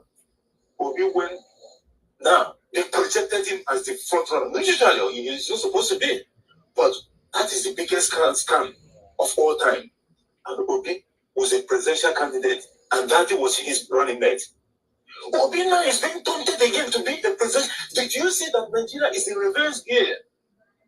All those gullible people and criminals and idiots that are all over the space, they think that maybe their lie will still sell even in so-called 2027. Sorry, guys, 2024 is your end. We are ending your criminality and all your stupidness and what have you on the 2nd of December 2024, in a couple of months to come. Sorry, we are not interested. We already know what is going to go. Like I said on the other space, I think 2 days ago. So Nigeria is in reverse gear. When a president goes, you will wish that he comes back. He started from Yaradua or Obasanjo to Yaradua. Oh, this Obasanjo is very, very bad. Please, can you give us Yaradua is bad. Can you give us Obasanjo? And then when Yaradua eventually died, oh my God, why did this man die?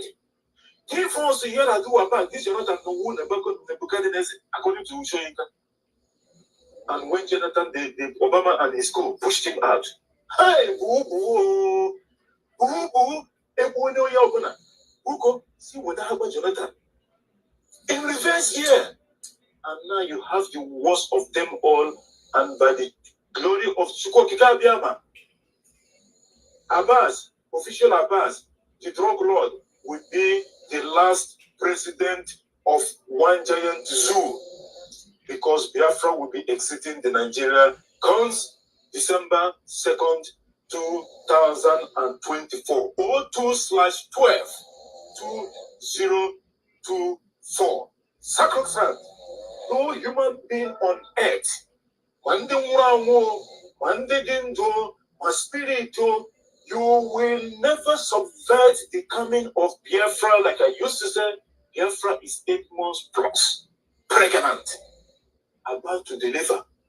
And already, we, the Biafra people, have already bought baby showers. 3 days ago, okay. Here in the Chelsea, even I would the emergency ambulance at the Brother Coco. Nature the birth of this child. And as soon as this child is given birth to, and the ambulance are working here, it's a bit that is a hospital equipped, fully functional. Oh, I can't go on this baby.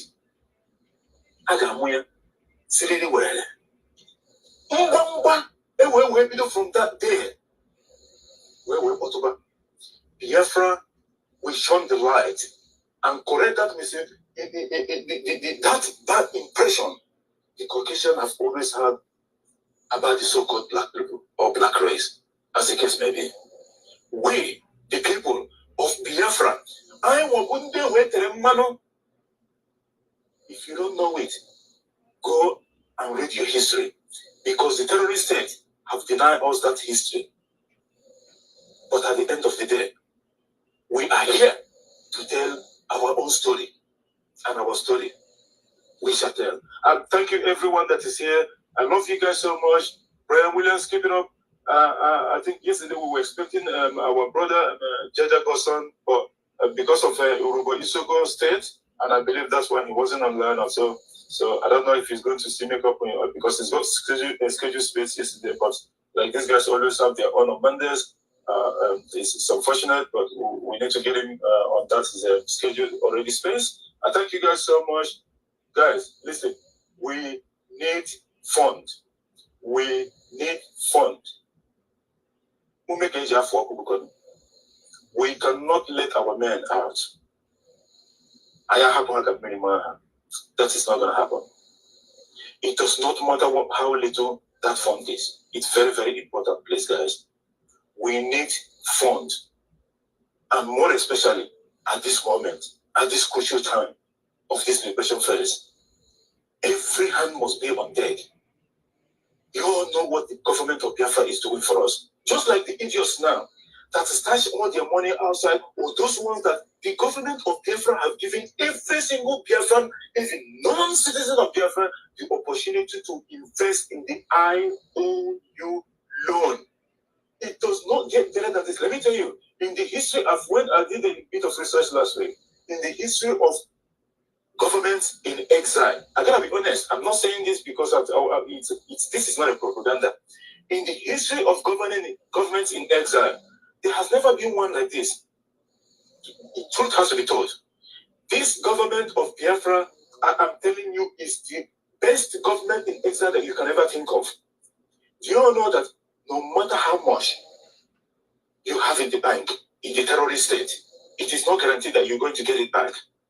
And don't forget, as our liberation phase, our restoration date is coming very, very ever closer. These people can manufacture anything and do first and second reading under 24 hours, or even 48 hours or 72. And they will clamp down on Biafran money that's all over the zoo. Take that money out, even if you don't want to invest in IOU loan. But why shouldn't you?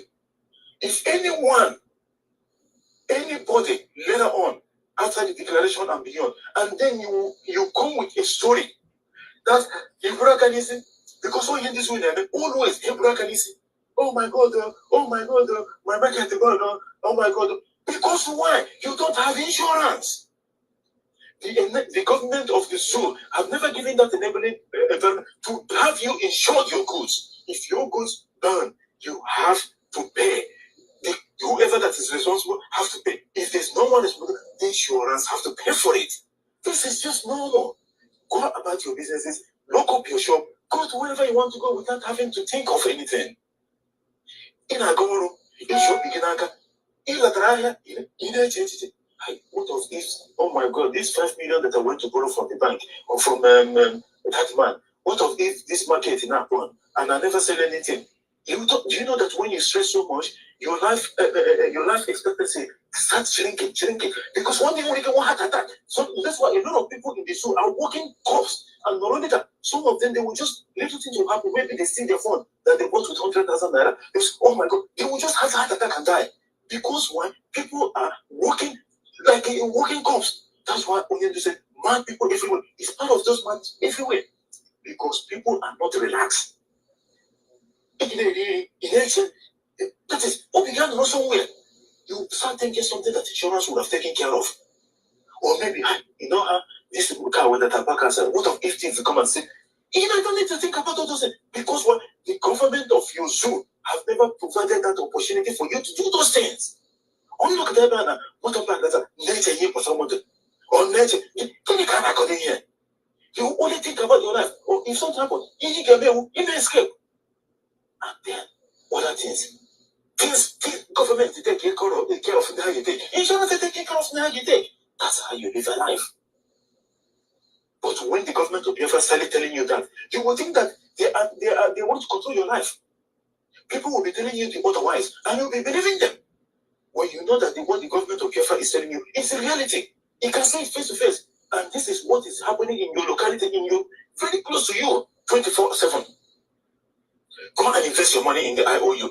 Give your money to the Bank of Biafra and let the government use it, and then you have 100% interest on top of it. And not only that, you are helping to bring Biafra. Your name will be there. Those people that have never contributed anything to get away bypass here, and not only that, the government not talking come and do this thing before you're breaking at 20 pounds. And you didn't understand. You might know the most important thing that the government is doing this thing. They are trying to save you. Do you know that if our prime minister is not somebody that's reasonable enough, he will not do this because people will catch him with it. But this man care for you. Both the enemies, both his own enemies. They will go and do it. It's for your own interest. And by the way, you have no option. You have to do it. If you don't do it, keep your money there. And tomorrow, when you come and cry, as long as you come up on the news or whatever, or someone video you, we will just use you and make you sorry. And we will be laughing at you because you are stupid. The opportunity is there for you. Go and take your money out from the zoo before they even kidnap you and kill you. Because Pandame and his co have your number, have your address and everything. Government in Anana now talking. You don't understand it. Take your money out of the zoo and put it in the IOU and Bank of Biafra and do the needful. Thank you guys very much, and I greet everyone that's on space. Sorry, guys, if I take a lot of time explaining this. At the end of the day, please, we have to do the needful, and the needful has to be done. I thank you guys so much. I'll go back to listening, and because I still have my study and all that. Thank you so much. I greet you from here. Yeah, thank you. Mazi JD, I found him, but say I know an Austria. He was a very handsome man, though.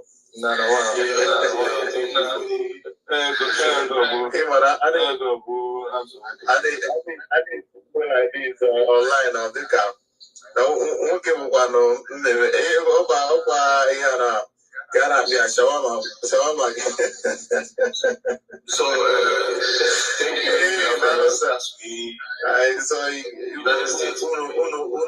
that day, you guys did wonderfully. We are so proud of you guys. You are doing amazing work. So, our brother knows. So, I wanted to respond. I took up the mic when you asked the question about why are they not teaching the history of Biafra in other countries? Okay, so Can you hear our host Brian Williams? Can you hear him? No, I'm not hearing him. Yes, he's speaking. I'm speaking. He has to go down and he will bring you up. Yeah, he has to go down. Go down and bring you up again if you need to hear our host. Yeah. Okay, Brian, okay, but then you bring it back in so that you can finish. Okay, yeah, I will do that. I will do that. Thank you. Thank you, Jenny Walker, for the wonderful submission you just made. Your vital point. That is why you are the son of the son, a true Biafran by heart. For every Biafra is a soldier. We are on reserve. So you are a soldier. And when the soldier speaks, they hear the point.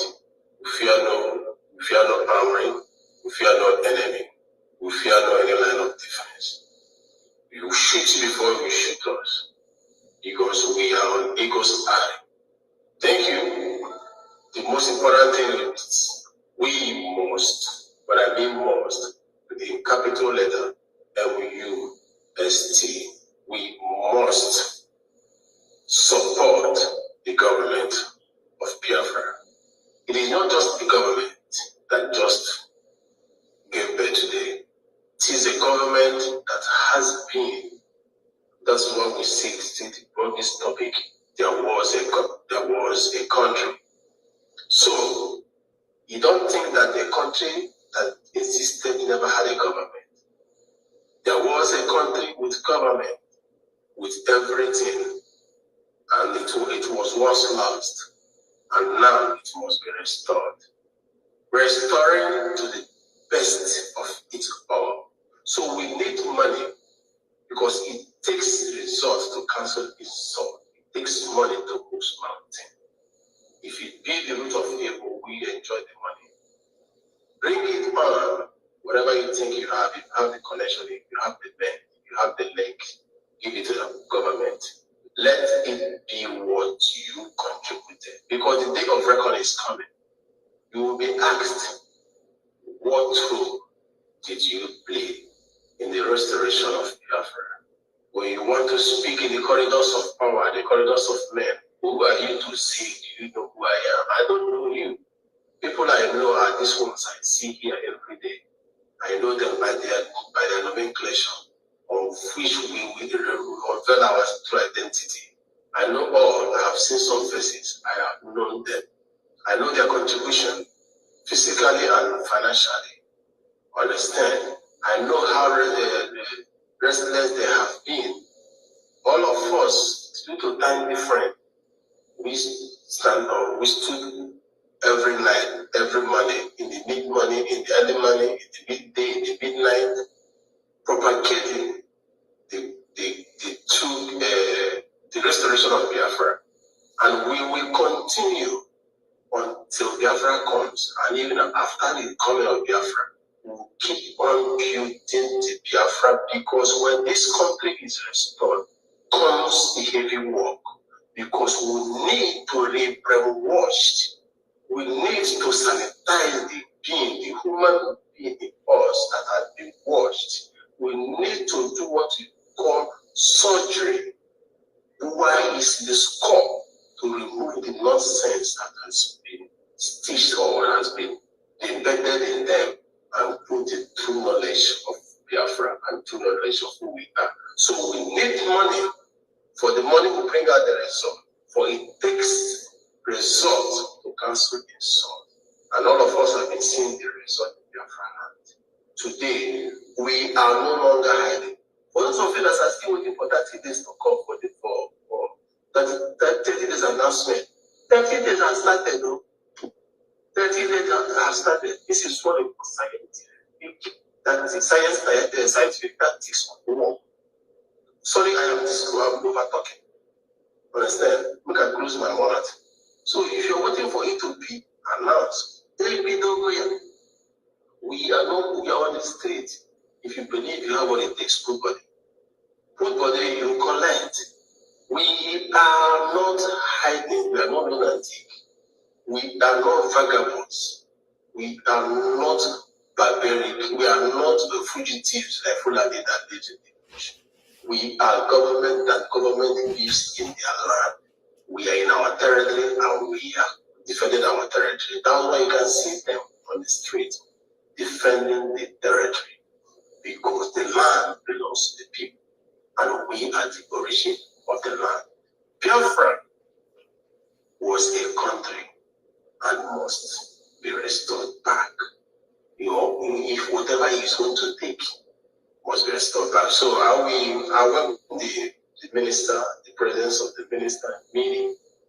You're welcome, the professor emeritus, the professor of the Most High, the professor in excelsis, the Latin people call it in excelsis, the professor of the greatest, in greatest, that's what it means in Latin. So I welcome you here once again. As you come, we will be glad to listen to you. And before then, please, United States of Biafra, give us that wonderful submission. That's something you have to say before the minister takes off the mic. Thank you.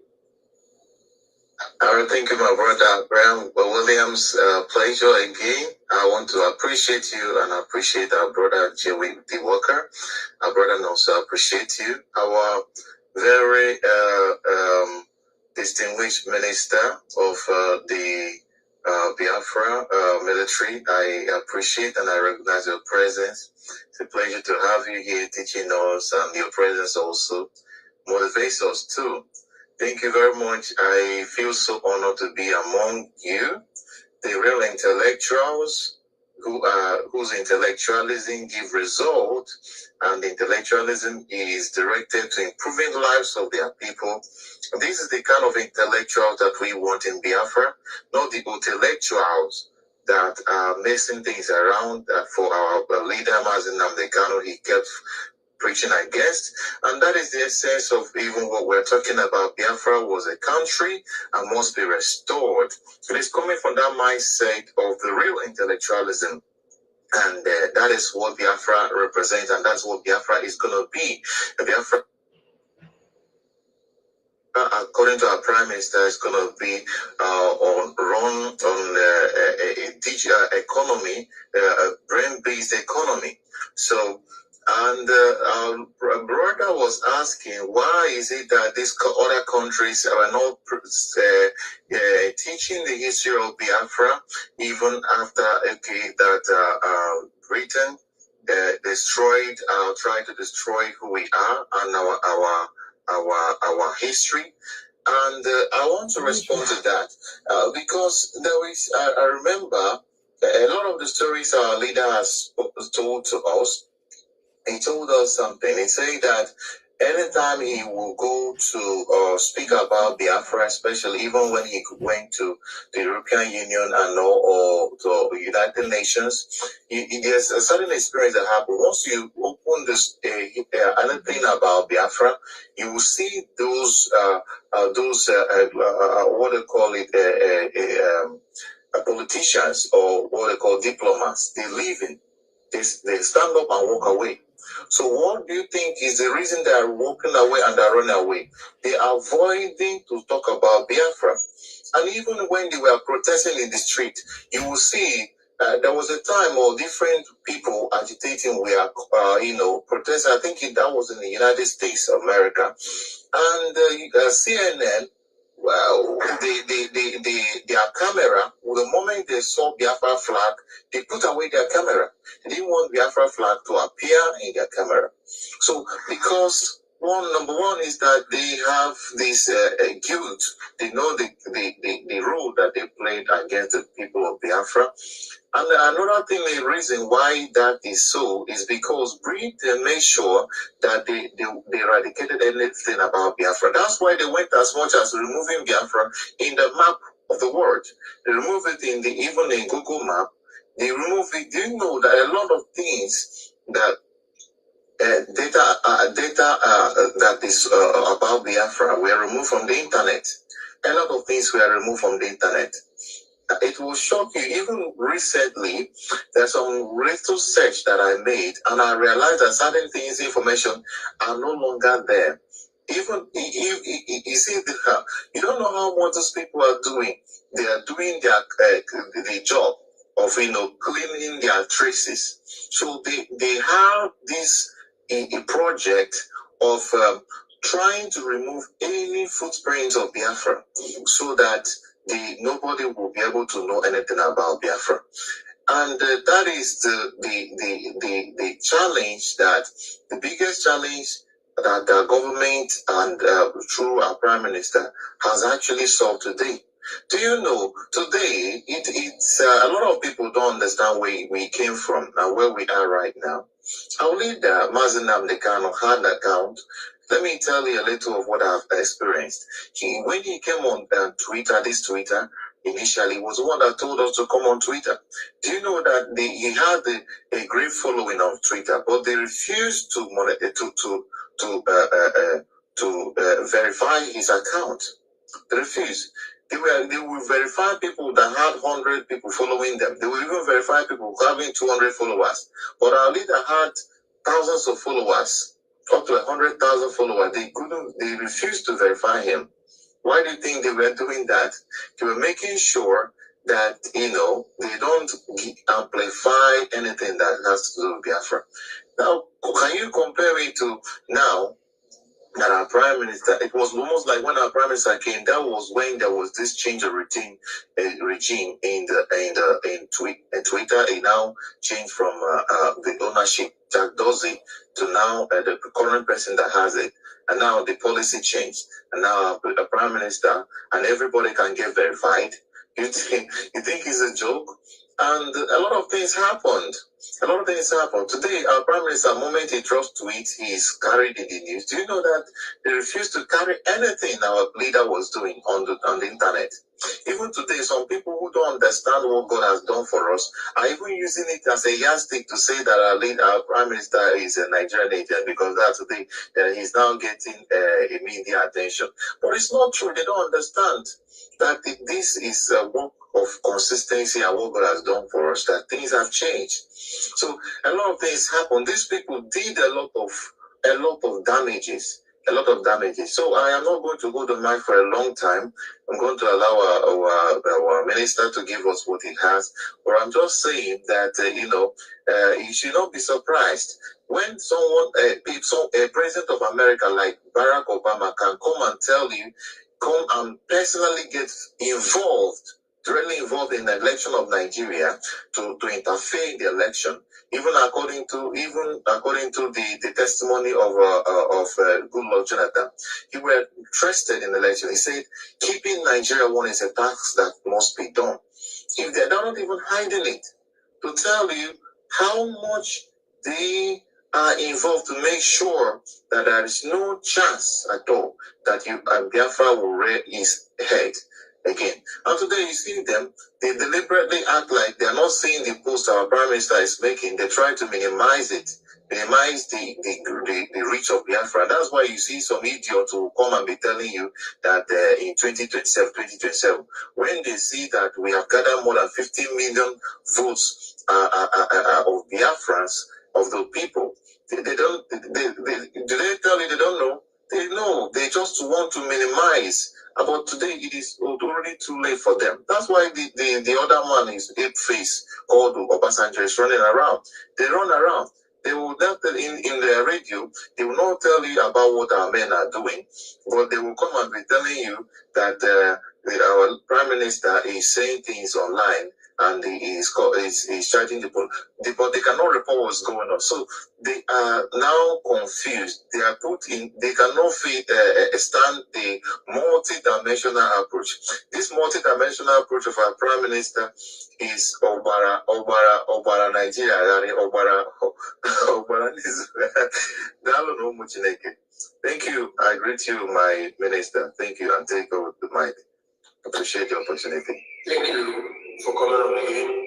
Without wasting more time, I call upon the minister. No more hearing you. What's going on? We can hear you. I can hear you. Pick up the mic, sir. I can hear him too. Well, it seems he's having a network problem. I'll give you mic. Once he comes there, I'm going to give you mic. Like what United States of Biafra said, the worst mistake these people made on earth, the worst mistake them to sue them and the British, them and their counterpart, them and their partners in crime and other countries made was to have our Union to kidnap and extradite. That was the worst mistake. Are you there, Mr. Minister? Can you speak before I continue? Meet. Okay, go on. Can I speak now? Yeah, go on. Hey, I welcome everybody. There was a network jam at a certain point. I asked if the brother was still audible because I wasn't hearing him. Anyway, greetings to everybody here present. Our highest greeting goes to the souls of our patriots, starting from time immemorial, especially to Dim Ojukwu, His Excellency Eterna, and it goes to Mazi Nnamdi Kanu, His Excellency, the propulsor of this hallowed struggle for us to be human beings in this prostate, and it goes to the correct machina, the engine propulsor of the Biafran quest, in the name of His Excellency Mazi Simon Ekpa, ESN, the Ambassador of Peace, the man that is in charge, the General Commander of the Biafran Liberation Forces or Biafran Defense Forces. Forces. All the forces, both Mekwensu, my Jesus Christ, my Chineke. I swear to God Almighty, for the fact that there is force of this cosmic, or what you call cosmo power, he is in charge. I greet him. In the same way, in the same way, I greet each and every one of us. We are all ministers of Biafra, meaning the minister of liberation. All of us here present, most especially our ladies. The lady with the lamb, Sister Stella. Good morning, ma. All your group, they are so wonderful. We're supposed to increase. In fact, I always appreciate when educated people have the courage to come on the podium of evangelization or evangelism. People up to now, before now, I mean to say, they used to think that those behind the contemporary Biafran struggle are what they call miscreant, less educated people. They didn't know that if the commander of the men, holy, is a very, very strong graduate. They didn't know. They had to give a kind of ramenta concerning what the speaker, United States of Biafra, said before. This your name, I envy it. That is the embodiment of us. That is very good. He said that when Mazi Nnamdi Kanu used to go to United Nations, hallowed chamber, each time they talk about Biafra, people will stand up and walk away in a negative way. What is that raffiguration? It is showing you that our people are the ones that sabotaged anything concerning Biafra.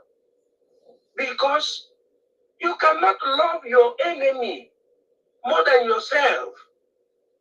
Currently, as we're speaking, we want to be free. We know our history. We know that colonial master used to force our forefathers to carry them lubu, meaning in their shoulder, forcing our men, forcing our women. They did lots of nonsense against our people.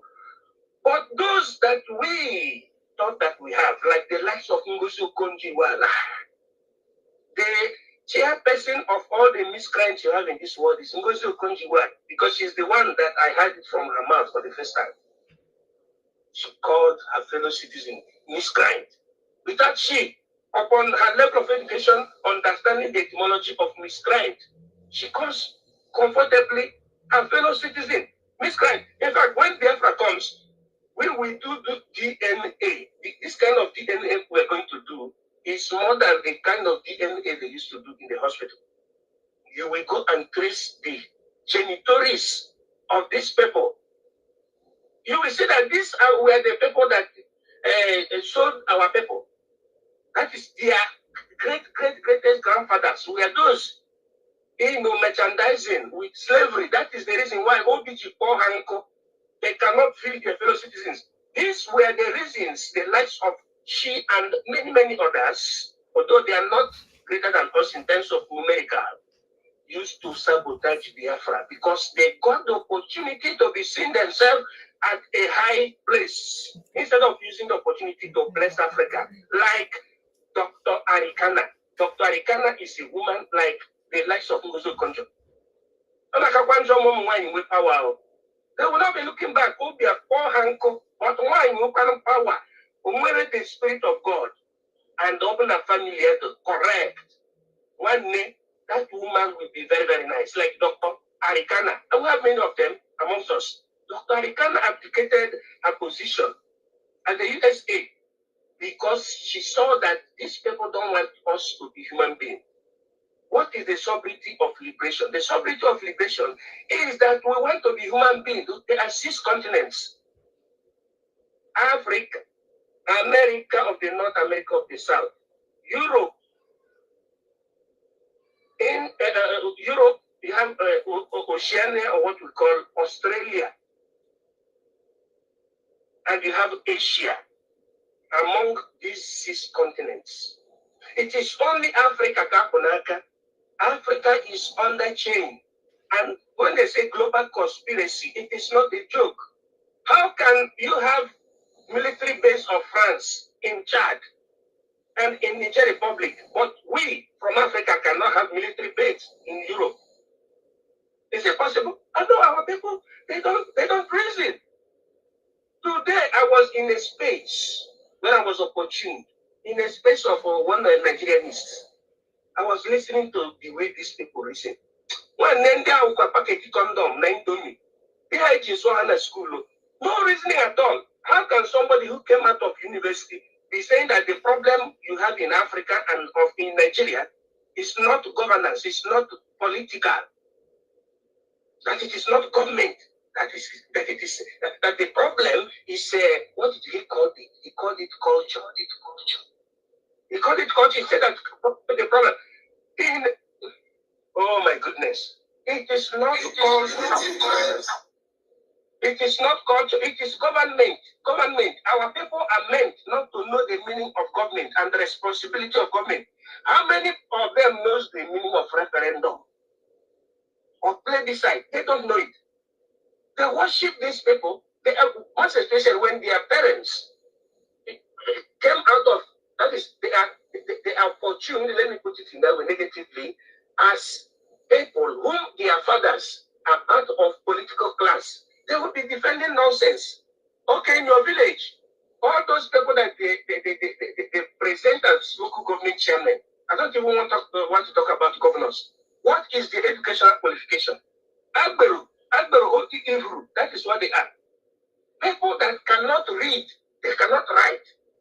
They are the one representing you in the House of Assembly. They are calling them lawmakers. If you see them, they can't even speak the language that is meant for the people to speak. Talk more of knowing the meaning of the mission of colonial master in Africa. If any leader in Africa rises, then they will use these idiots and eliminate that person. Dr. Kwame Nkrumah, what happened? He was so educated to the extent that the white people feared him. That is the same thing that happened to Juku. That is the same thing that happened to John Magufuli. That is the same thing that happened to Julius Nyerere and unnumbered African protagonists. They use our people that are supposed to be intelligent to be against us. How can a young person who graduated from university don't understand the reason? And as far as Africa is concerned, the reason why some countries like Ghana, Burkina Faso, Zimbabwe change the colonial names. There are many of them. These people are from East Africa. I told our people, Stop taking that appellation, in Nigeria.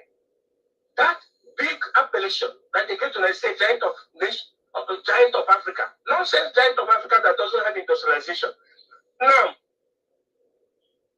how many of us have ever asked this question? The reason why Rhodesia was changed immediately after the independence time. Rhodesia, from Rhodesia to Zimbabwe, from Gold Coast to Ghana, from Upper Volta to Burkina Faso. It has a meaning, like when you say India, etymologically, it means of fast people. That is the meaning of India, verosimilarly. Burkina Faso has meaning in Africa. Zimbabwe has meaning, but Rhodesia is colonial property, and they were intelligent enough to remove that. But Nigeria did not. Nigeria did not even fight for independence in terms of war, conventional war. They did not. Not even guerrilla war. Not asymmetric or nothing. That's why the flag of Nigeria remains that stupid green, white, and green. People don't understand. They went to university instead of them to be researchers, autonomously speaking. They are thinking about what they can get, which is the resultant effect of historical Darwinism, individualism. I. What can I gain? What can I gain? Instead of how can we, collectively speaking, survive? 6 continents, only Africa take up none. You see young person coming out talking as if, in fact, I exited the space this morning. I don't want to talk my time, but I want more educated people to come out. Don't fear. They want to know. Because the doctrine of politics says that the voice of the people is the voice of God, not the voice of politicians. Vox populi, vox Dei. Thank you very much. Gracias. Thank you. Thank you. Thank you so much. The voice of people are the voice of God. That is exactly the way it is. For once we declare, He listens and He perfects it. No two ways about that.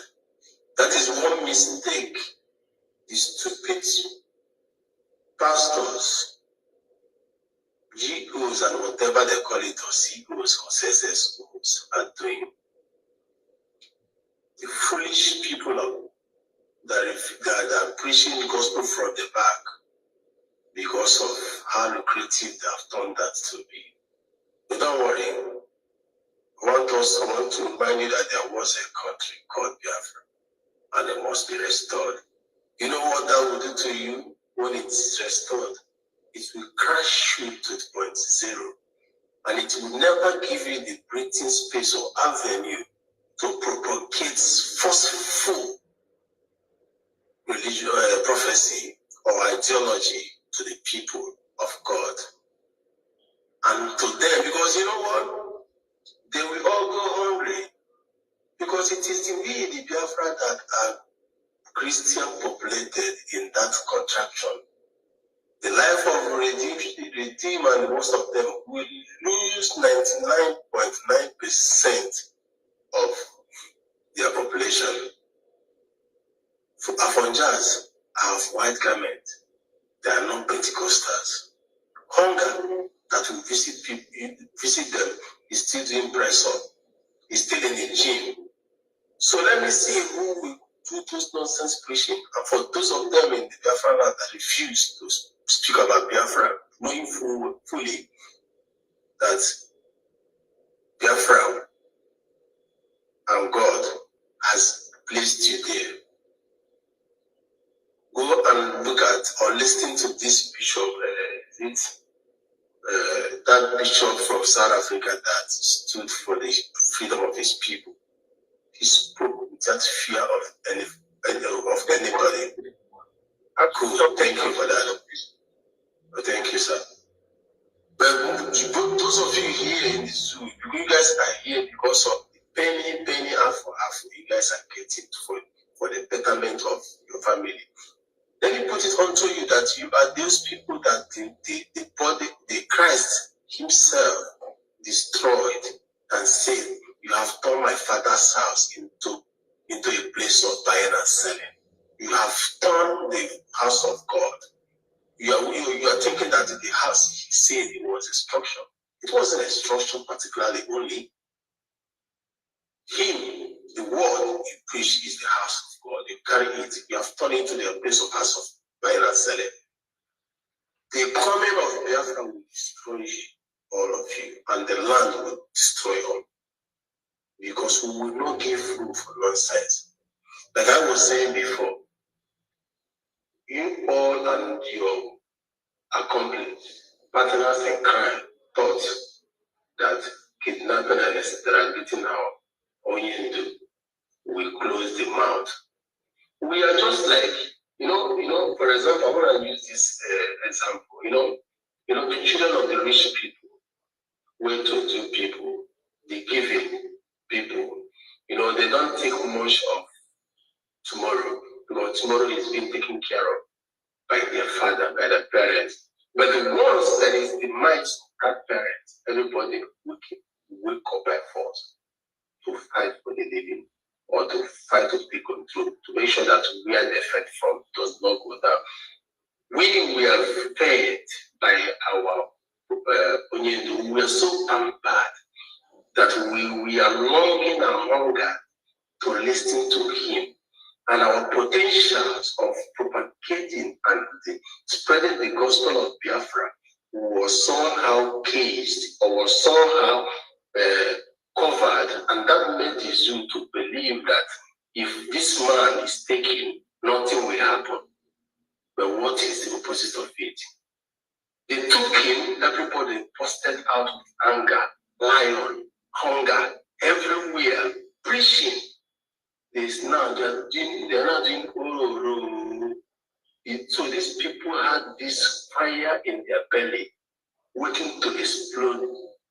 They never know what they're seeing today. If they have envisaged this, they will say, leave that man and his worries. Let's find another avenue. But nothing happens without reason. God, in His wisdom, made that possible. Although there will be a sacrificial lamb, He has used him for sacrifice, but not that of Christ that died. He will come to enjoy that. And that is why He is there with him 24 hours to shield him of pains and agonies he's going through. Because to be confounded in under a space, my brother, think about it. Put yourself in his position. Just sit down on the floor, fold your leg, or you stretch one side, measure a 30 square by 30 into 3. Then it's 90 by width, 120 by or 180 by length. And you carve it to be your space. Stay there for 3 years, you will be mentally deranged.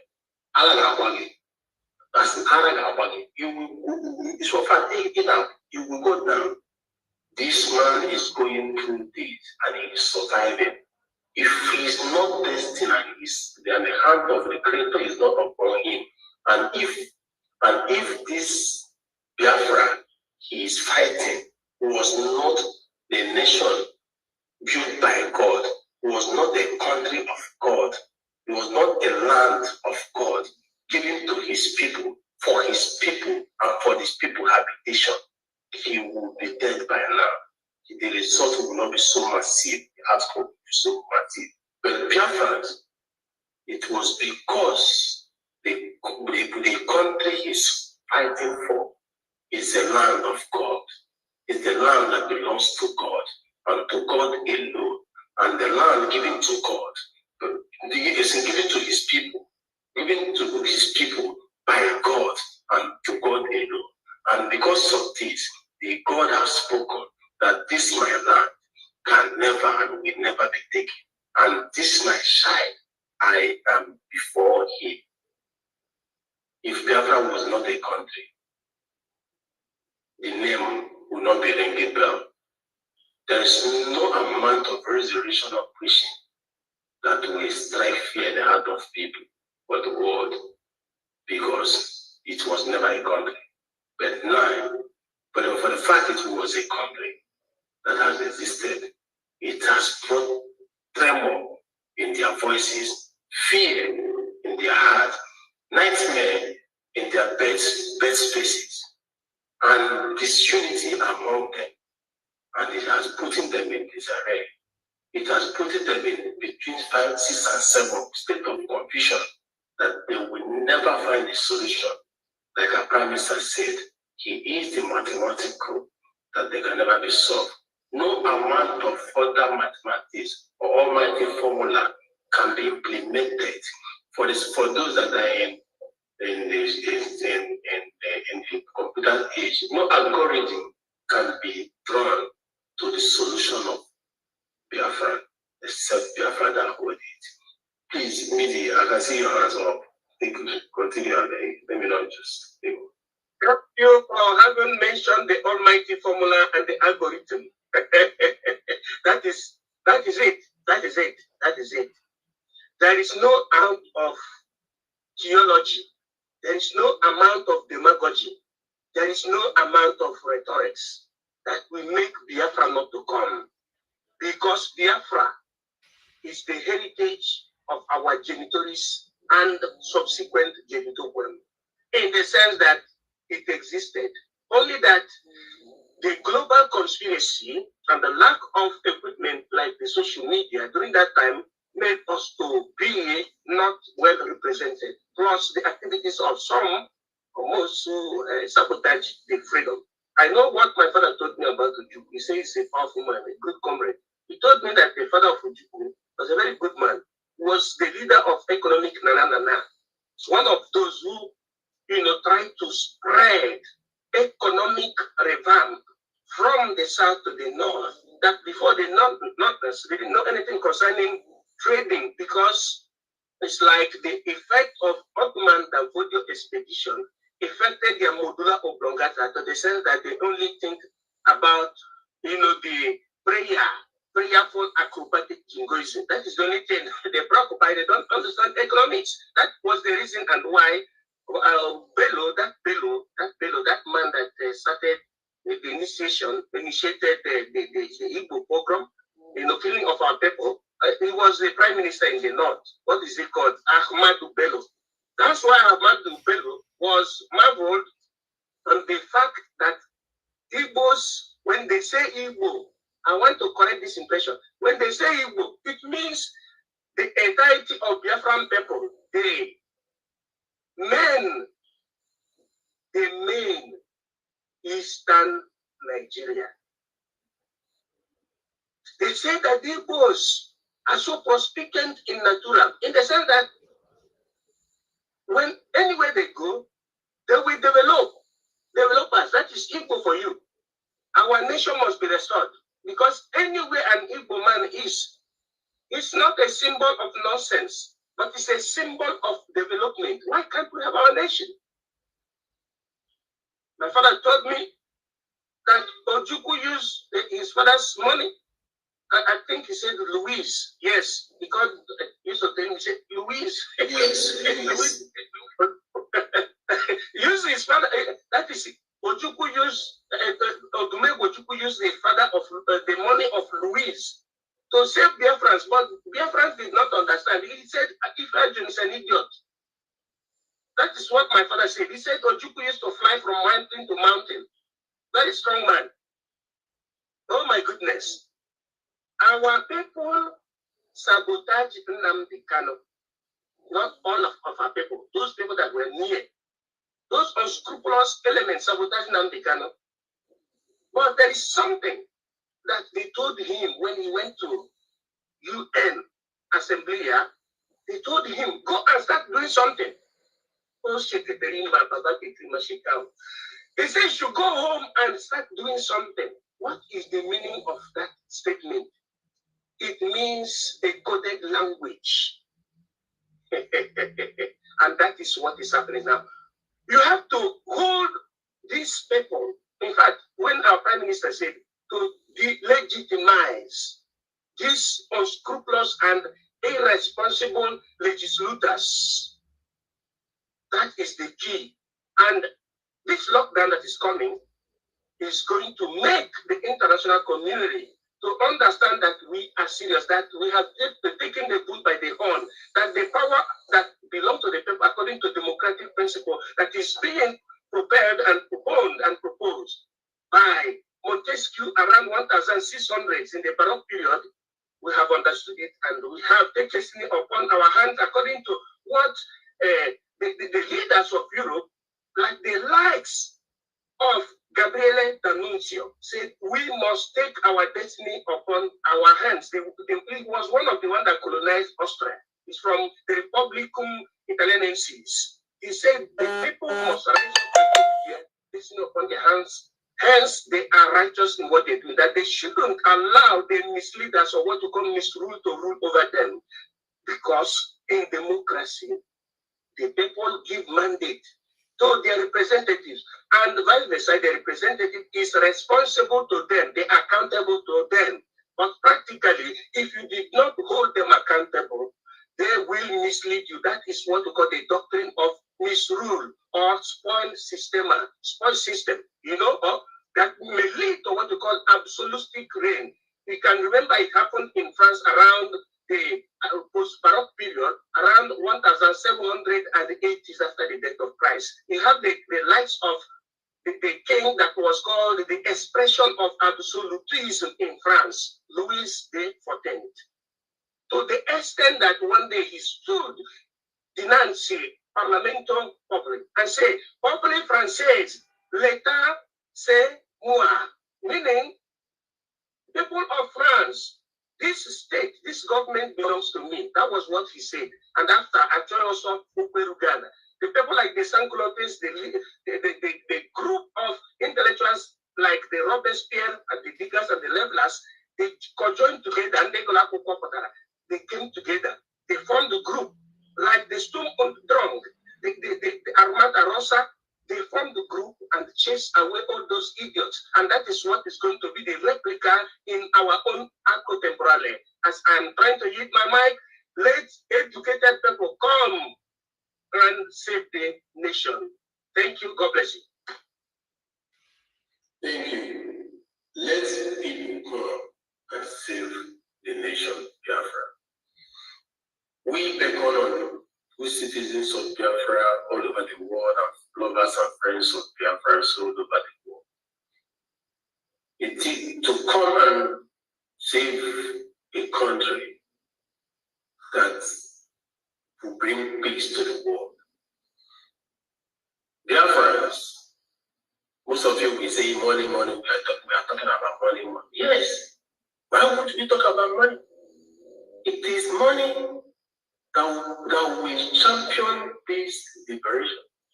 It is money that will bring back this country that once was. Look at Ukraine and Russia today. Do you know how much, excuse me, do you know how much has gone down in Ukraine for them? Since that war that is under 1 year plus age, old, more than 334 billion of dollars have been pushed to Russia, to Ukraine. Listen, 334 billion has been pushed to Ukraine as aid, arms, and the rest under 1 year plus. And talk more of we that has been fighting war for long. We that has been releasing the groundnut and the walking stick. How much billion have we attempted to? So until we achieve this country, until we achieve our purpose, until we live in our land and establish it to the template, to the desire of Biafrans, we need money. And we will not stop asking for that money. If you have it, bring it. If you know who has it, draw the person. Let that person come. For the measure you give, the same measure you shall receive. In investment, if you do not do an investment, for the measure you give, the same measure you will receive spiritually from the Creator, from the God of EFIK-IBIBIO, who sees everything under the sun. You think your penny, you have your thousands, your hundreds in your waist. It's not going down the drain. Have you asked yourself, around you, how you're making that money, how you're getting that salary, how you are seeing it? Is it by your effort? Is it by education? God saw you are putting it in his nation, in his country. You are fighting for it, and he is returning you. He is making you to earn it. And for those that are yet to put it, he is giving you last chance. That is what God did. He will do it to you. He will take from you that has and never want to give, to people that want to give and they never have. He will give it to them, so you will never have. Support, for it takes resource to cancel insult. Support, for that result you will ask, what have they done? They have done so many, and it is very vivid, it's very clear before the eyes of the men, even to the deaf and the blind. Government has been created. Armies of different branches has been created. The land is being defended. Ministries are in order. Bank has been created. Government shopping line online is there. BIAFRACOIN is there. Police is there. Everything, our economic group has been created. Building safe people that will form Biafra when it comes. Once we restore by December 2nd, we are not going down to the drawing board. We have already had a drawing board, map, drawn, dotted, design.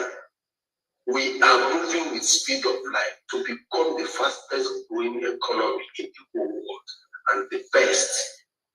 The zoo and Afonjas will 4-0 because they did not start early to pursue the black sheep and the night fell on them. We have already started pursuing the black sheep in the day. So when the night comes, we already placed them in cage or in locations where they will be for us not to look for them. Everything needed for this country is there for us. We are not learning. The government and the people around the government are people that are working for the government are not learners. They are not the primary school and undertakers. They are not the creche people. They are not the L1, L2. They are not the standard 6 and whatever. These are men that know that are equal to men that are capable, men that are willing to spill their blood for the betterment of the nation.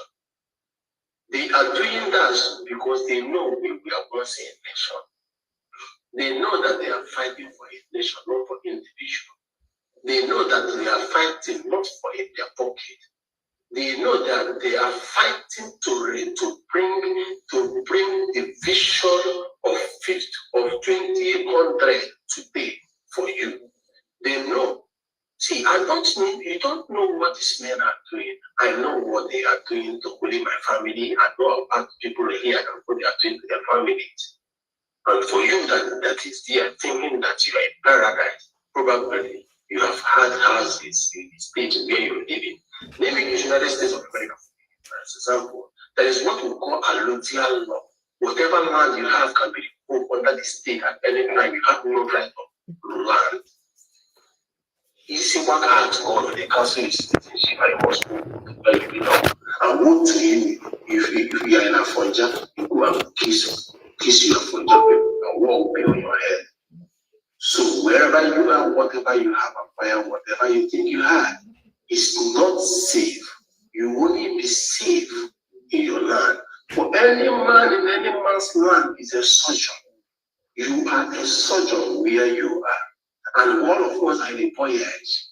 We are travelers. We are travelers. So we must go home. And we are stranded. Our home is calling us.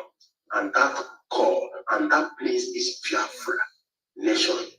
Listen, I said it's a Biafra nation. It is not a state that you're dreaming to have. It is a state that already have you. This country had you before you were born. This country had our forefathers before they were born. This country, what I mean by this, I like to come to layman understanding. What I mean by this country existed and been existential before your forefather. This country has been existential before every other countries around. This country is not a child that is pregnant to be giving birth to tomorrow. It is not a new land that has been carved out from nowhere. It is not a new state that has become. This country is already in the corridors of power. It is already in the world map. And what does that show you? It shows that they are there, they have been, and they are still. So it is your power, it is you, the citizens of this country, that will bring life to this country, that will make this country what it was. It is us that will say, yes, we have come to stay and no more going back. And thank God there is a man that have already there are two men that have said we have come to stay and no going back. And so shall it be. As the God said it, so shall it be. For the word of man is the word of God. The pronouncement has been made. If you are stupidly thinking that it is business as usual, then so after now somebody will come. Nobody is coming after this man. He is here to end it, and it must be ended. We have sworn an oath to die in restoring this thing, this country called Biafra, or we all perish. And we do not perish alone. We perish every existence, every living and non-living in this will go down the end. And then at the end, we must come. What does that tell you? The zoo has met a deadlock, like the computer world. That is one of the programs say you met a deadlock. They have met it, and there is no going back. And when people will say, take his right attention, because it will execute them, it will try them up. That's what we are doing. We are sampling them. Whoever way they find their breath, we are there.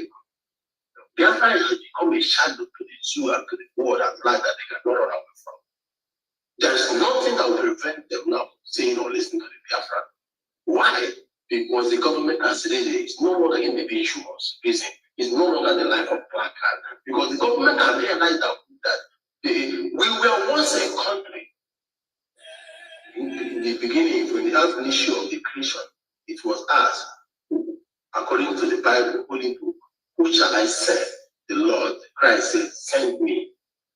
So it has been realized that that question has been asked, who shall I send to redeem my people of Biafra, to redeem this nation again? And these two powerful men were sent, fearless. People that, because one thing that stops a man from progressing is taking risk, fear of death.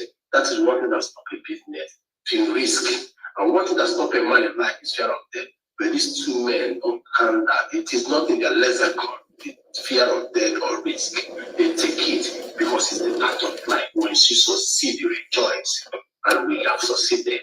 Today, with the result on ground, it is so vivid and it cannot be erased that everything is working in perfection for the people of Biafra and for those that, because it was said in Chronicle level 17, they that knows their God to exploit. We know the people here at Biafra and we are doing exploit. And the God knows us. And that is why our exploit is succeeding and moving very well. Everything is working in parallel. Understand? So Biafra, there was a country. Nigeria, there was a country. Britain, there was a country. Asians, there was a country. North and South America, there was a country. Australia, there was a country. Atlantic, there was a country. Which other continent am I called? That we want to let you know that there was a country called Biafra. And the citizens of Biafra are here, being restored that country. And we will stop at nothing until that country is being restored. If it means sinking the whole world, let it be, and so shall it be. We will rest at nothing until Biafra this country is restored. United States, I can see your hand. Wanna talk? Should I continue? Yes, I wanted to make an additional contribution to the conversation because I love this very name, Biafra, like a song that our Deputy Information Minister always plays in his program. And I think if it is possible, we can also get that music and play for us. He says, I love this very name, Biafra. So, but, I wanted to tell our people, when you hear that song, there's a song that they say, the Emperor, the Conqueror, the Lion, the Champion is here. And that song actually is welcoming Biafra. It's all about Biafra, And if you actually read in the room, even in with our musicians, you listen to them, the rhythm of the songs that they're producing these days, you understand that they are also following. The Spirit is manifesting in them. But, just in line with this topic, we say there was a country called Biafra, and Biafra must be restored back. Support Prime Minister Simon Ekpa in also agreement with what our minister for the military department said. He spoke about individualism, which is the corruption that the Nigeria state and the colonial invaders brought to destroy our age-long system of living and our age-long Igbo philosophy of Iwebike. We have this philosophy of Iwebike. And what is that philosophy? My mother told me that in their time, there was a time when you come up as a young man and you want to own your house. How were they building? The whole community, the age group, everybody will gather and will help you to build your house. So even when they, even in farming, the whole village will gather together and go and help you in farming. So we do things as a community. So you see that community spirit, that bond has always been there. So when did they start this individualism of myself? You see, all this thing came with the Nigeria system of divide and conquer. Because, it is this that divide and conquer strategy that led to people now thinking of themselves. That's why one individual will sacrifice the interest of the entire nation, entire race of a people, just for his own personal political interest. You see what is going on, even in Imo State present, and in whole Biafra territory. It is because of individualism. And that is why we are preaching this message. The message, the center of our message today, if anybody has no space, even if you don't take anything, take something. And what is that? We must go back to our philosophy. Our philosophy is Iwebike. That means that united we stand, divided we fall. So we must unite for the interest of our people. The only reason we are talking about a man who made the sacrifice, the ultimate sacrifice for his people, talking about a man, our late eternal leader, King Odumegwu Chukwu, is because of the sacrifice that he made for his people. Oh my goodness. Why are we not talking about Azikiwe every day? Why? There is a reason. Do you know that Azikiwe was the one that wrote the Biafra national anthem? But at the point, what happened? That selfishness came on board. That self-centeredness, that individualism came. And then, what happened? To chip one thing that my father told me. Permit me to chip one thing. Okay, sir. I have learned from him. Go ahead. That I'm very cool. And we're all together. My father told me that Ojuku is a very correct guy, collectivist, not individualistic human being. But what happened? You know, notwithstanding the fact that his father was so pompous and he did not live a life of poor man, but he is collectivist. Now, this man, Nnamdi Azikiwe, wrote something concerning the anthem of Biafra.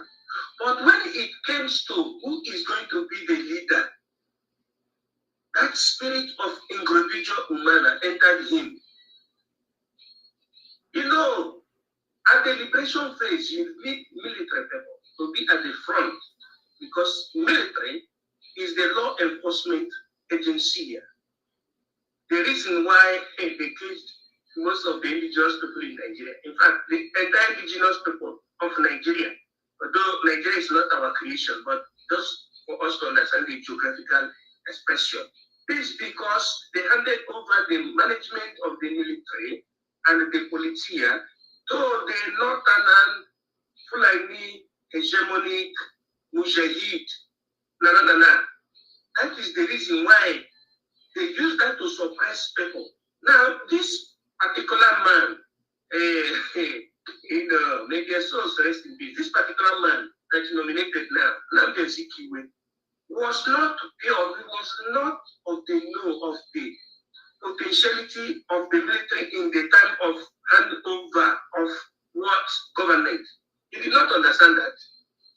So what he was interested in is for him to be the president of Biafra. But what do you call him? I mean, the eternal leader of Biafra understood the hard work you need to do so that the people will be liberated. You cannot give the Okoko them before the war is done. So he went and started having biased mind instead of trying to liberate, to calm down and liberate the people first and foremost. Then he was being lured into accepting the proposal of the Great Britain. The Britain started sponsoring him and they diverted his attention from autonomy of the region into Pan-Africanism, or what you call federal system. That was what happened to that fellow. But today the game has changed. Everybody that is educated must bow under Master Simon Ekpa and give him support so that we will get our freedom. We have planned how Biafra is going to be. You will have residential areas, you will have agricultural areas, you have industrial areas, you will still have the aeronautics area in such a way that there will be no any other atom of discrimination among us. Let me stop it here as you continue United States of Biafra. Thank you. Oh, thank you very much, sir. My minister. I appreciate you a lot for that input. So, just I thank God that you also validated and confirmed what I'm saying. So it doesn't look like I'm lying against the dead. So what I'm saying is this: when when you're advising a child that has a father, that's when a child that doesn't have a father will learn. So as this example is being cited, now the people that are living will also have to make their decision where they want to belong. Do you want to be in among those people who will serve as a warning, or are you going to be among those people who will serve as good example? So it is not because eternal leader have given us any special bribe, but we are stating the obvious. when you do good for your people and make sacrifice for your people will revere you, they appreciate you, they will honor you. So, and it is jealousy cannot stop it. So, what we're talking about, that philosophy of togetherness, unity of purpose. That philosophy of unity of purpose is very important.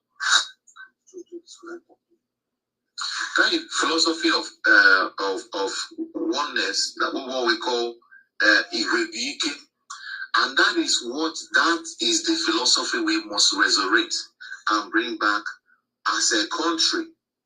You know, and why is it important we continue to enforce this? Because the Nigeria where we are coming from right now has given us a lot of dents in our characters. Some of us, it's given us a lot of scars, damaged a lot of our principles and some what we believe, because it is about the survival of the fittest. You know, what I can grab. So in Biafra, there'll be nothing like grabbing for what I can grab. It is about collectivism. It's about general interest. And thank God that our Prime Minister that is championing this new era of this government, he stated it clearly. He says it is Biafra first. It is Biafra first. So you will think about your country before you think about yourself. Because the truth is this, that all you as a Biafran, your concern shouldn't even be, how do I give my child the best education? No. It's not how will I take my child to a foreign country to have education from. No. The thing is, how can we have the best education in Biafra? How can a Biafra have the best hospitals? How can Biafra have the best research institute? Because once we have it in Biafra, in your child and the child of your neighbor and the child of your friends, your child of your relatives, all of them will have access to it. So Biafra will take care of everybody. So it is not a situation where you will have in your house, you start a generator and your generator in your house, there is light in your house and you're making noise, polluting the environment. Meanwhile, your neighbors, they are in darkness, and your next door neighbor, they don't have food. No, it is going to be a country of Onyaga and one there. That is the philosophy, evil philosophy.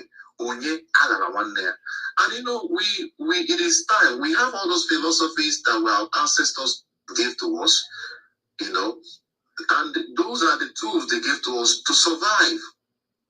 But now, what will happen is that now we are not just going to have this philosophy as just a balance that we put, you know, but it's going to be our living document. It's going to be something that we are going to, you know, it is going to be a lifestyle of Biafra. It was going to be in the core value of Biafra as a people. And that is why we have to work as a nation. And what is a nation? A nation are people who have a related culture, who have this related food, who are dressing, and you know, principles of life, philosophy of life, and reasoning. You know, so these are what we should have in our country, and that is why we must restore Biafra. It is not just the name. Biafra is also embodies this what I'm talking about. The principle or philosophy of Onyaga and one there is what is in Biafra. The Biafra is also the principle of collectivism. That's what Biafra means. So, and that is why our leader always preaches. He said, "One family." That is the idea that prompted when he said IPOB, one family. IPOB, one family. What is one family? Family that eat together. People, everybody does everything for the family. Nobody talks about himself. No, there's no I. It is we. It is we, and we. It is Biafra and Biafra first. Thank you very much, my people. Thank you, Marianne. Thank you, my minister, and everybody. Thank you so much. God bless you. I encourage us to pick up the mic and come up to the mic and speak. Please. Thank you very much. Thank you so much for that word of oneness, togetherness. That is who we are. That was who we were before the stupid amalgamation. A country that never envy one another's development or ideas, because we are all driving for one mission, and that was the betterment of Biafra country. Until this stupid contraction came and spoiled everything. Everybody now started fighting for his or her own. And when you see someone doing the same thing, trying to do bigger than you, you think of a way to buy them.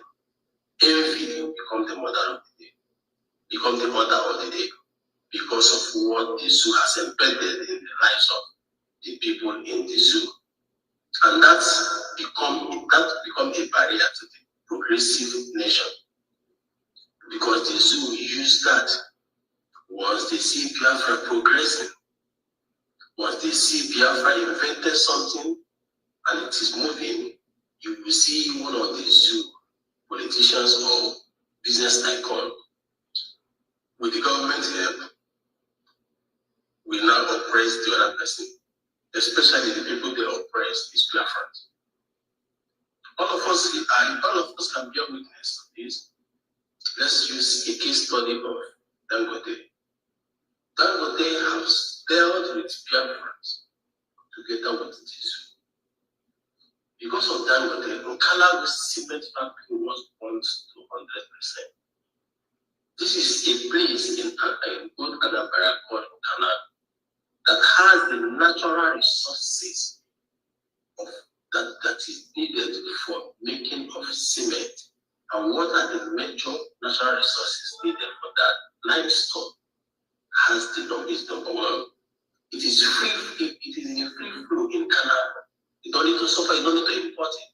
For the fact that it's not from the north, it's not from other part of the zoo, and it's from the Biafra land. In order to kill that country, make sure the country never rises again, they have to destroy that place, burn it, and the monopoly of the business. That would they claim to be in sugar factory business. Before that, the Dangote uncles, Tantata, how did they get their money? They all got their money from the government inward. But that sugar factory was before 1930.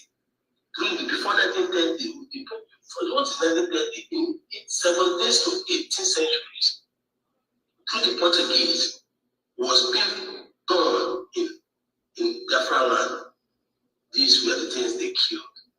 They destroyed that. Coal, among the things that generated electricity. How is it today in coal? The same coal that South Africa that is using. Progressive. Let me tell you people, the 5 types of coal we have in the world, the best 5 types of coal that emit no carbon, that is very environmental friendly, is found in Biafra. And it is in Enugu. Understand? But what did they do? They destroyed the mining. Because this will remind the people of things. This will make the land progressive. We're not talking about the oil and gas. Those ones are the names that is very famous. Today, now the Lord is claiming that they have gold. The gold is the highest gold. No. The gold in the north is 0 compared to the gold in Cross River. They will not tell you that one, but they're secretly mining that one. The Cross River governor cannot say anything. That village has less than 20,000 people living in it. But today, these two have shared it. They are talking about the uranium in the basic pen or whatever. The war in Biafra, they will not tell you that has reached maturity 8 stage. When the natural resources reach a maturity stage, it shows that it is abundant to be exported. That has reached a maturity stage. So many things. Today, tiles and ceramics that has the market of 5 billion in the world and still uses and everyday demand is in OE in another state. The raw materials, they will never go there. They will never do anything, they will never touch it because it is in Biafra. The ore and the pores used for ship, marine, and the rest of the thing is in Biafra land. They will never go there. If we are telling you, go and do research, we don't come and state what we don't know. Many things have been embedded in our nation, which they saw, and which the government knows a lot that have not been touched. That is why they are doing crying like money criers, doing everything with the Britain. Because in Biafra land, it is never done, it can never be done that the Biafra as a nation, the citizen will complain of hunger. How? When we have a fertile land, we have the 3 different types of soil that are very fertile: loamy, sand, and clay. China are importing more sand for whatever they are using. Plenty of it is in Biafra land. That is the dress soil. The land for agriculture, so you were not desert like the north. It's not hot. We have a very fantastical weather, very mild. The best weather in the whole world that every people would love to live, habitable, is in Biafra now.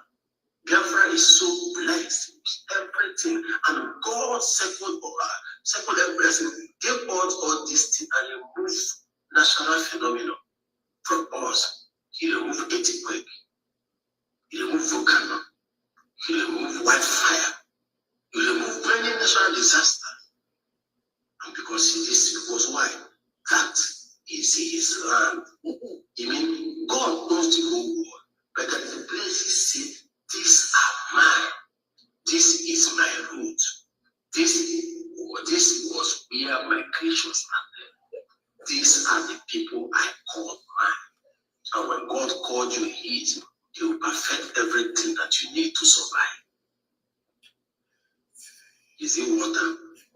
You can never complain of water. The government never supply you with social abilities. You train by yourself. Is it the granite that you use for the road? It's in Abakaliki, in Ponton. You can never search for it. Is it the iron ores for metal, anything that to do with metal, iron? It's there in Biafra. The new cookie that is with us, the EFIK-IBIBIO, all those things, is still there. It's still. We will beat Russia with steel. We will beat them. The world needs steel in everything they are doing. Every home needs steel. Every factory needs steel. Everything. They are today. They don't want it because they never wanted you to have electricity. What they don't want you to do marvelously well. You were to exploit. What we need to power Biafra and give to all Africa life is in Biafra land. Without even suffering. This is why you ask yourself, why is it that this nation has 90% of what humans need just to survive is in Biafra land? If the world is to ban Biafra from international trade, we will trade by ourselves and speculate everything we need is there. Everything, food, everything, technology, everything we need is here. If you want to fly, you bring the bed down, build aircraft. Everything they need is there. To provide the engine is there. They were telling us that they say river, they cut the river, the shipping and the red. Who told you? The nearest river close to the Atlantic Ocean, that is the waterway for marine transportation. Where do you think it is? It is in Biafra and not in Lagos. where is it called again? In Iyala, I think so. Yeah, in Iyala, it is 18 nautical from Atlantic Ocean. And another one, the second one is 19 nautical to 20 nautical to the Atlantic Ocean. The one in Lagos Seaport is 20-something to 30 nautical to the Atlantic Ocean. So which one is closer to the Atlantic Ocean water transportation? Everything is Biafra. Why? They destroy the seaport so that you may not have life. They stop those seaport. Are we talking about when we were not had our already airport in Uli during the war? We built our own aircraft. The first Africans to build aircraft were in the dark age. The first African to build war tank in the dark age. The first African to build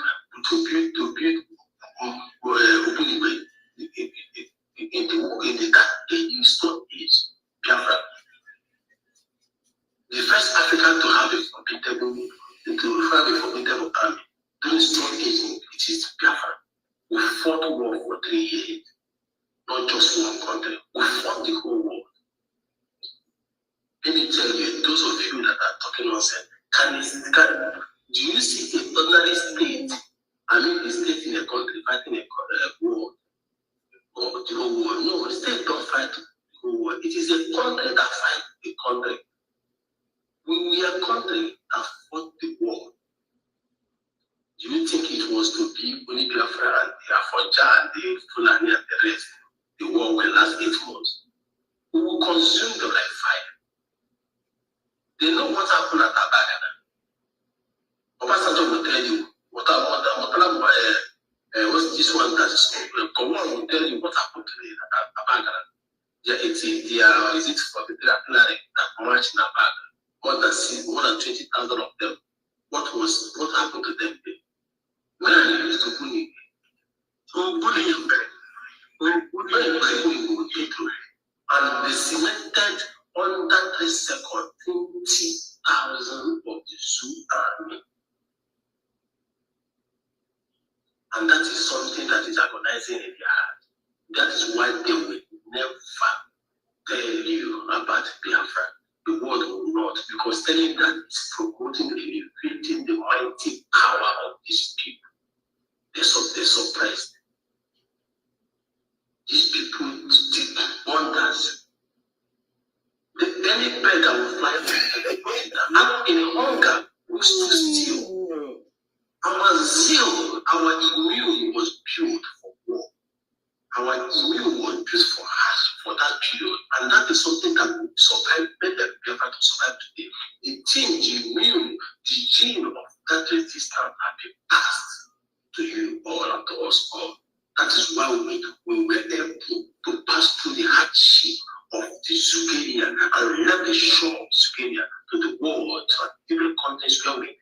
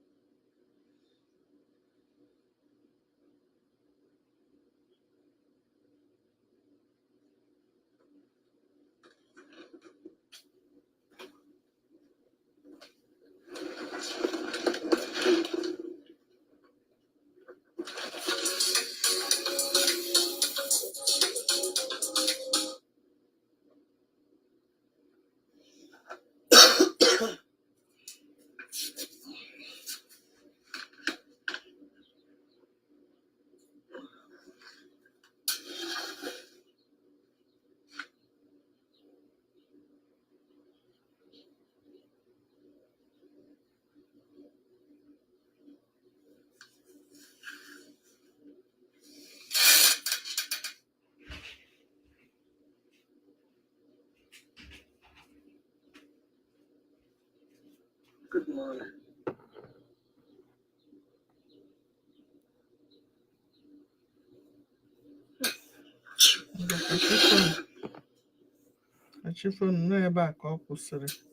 Good night.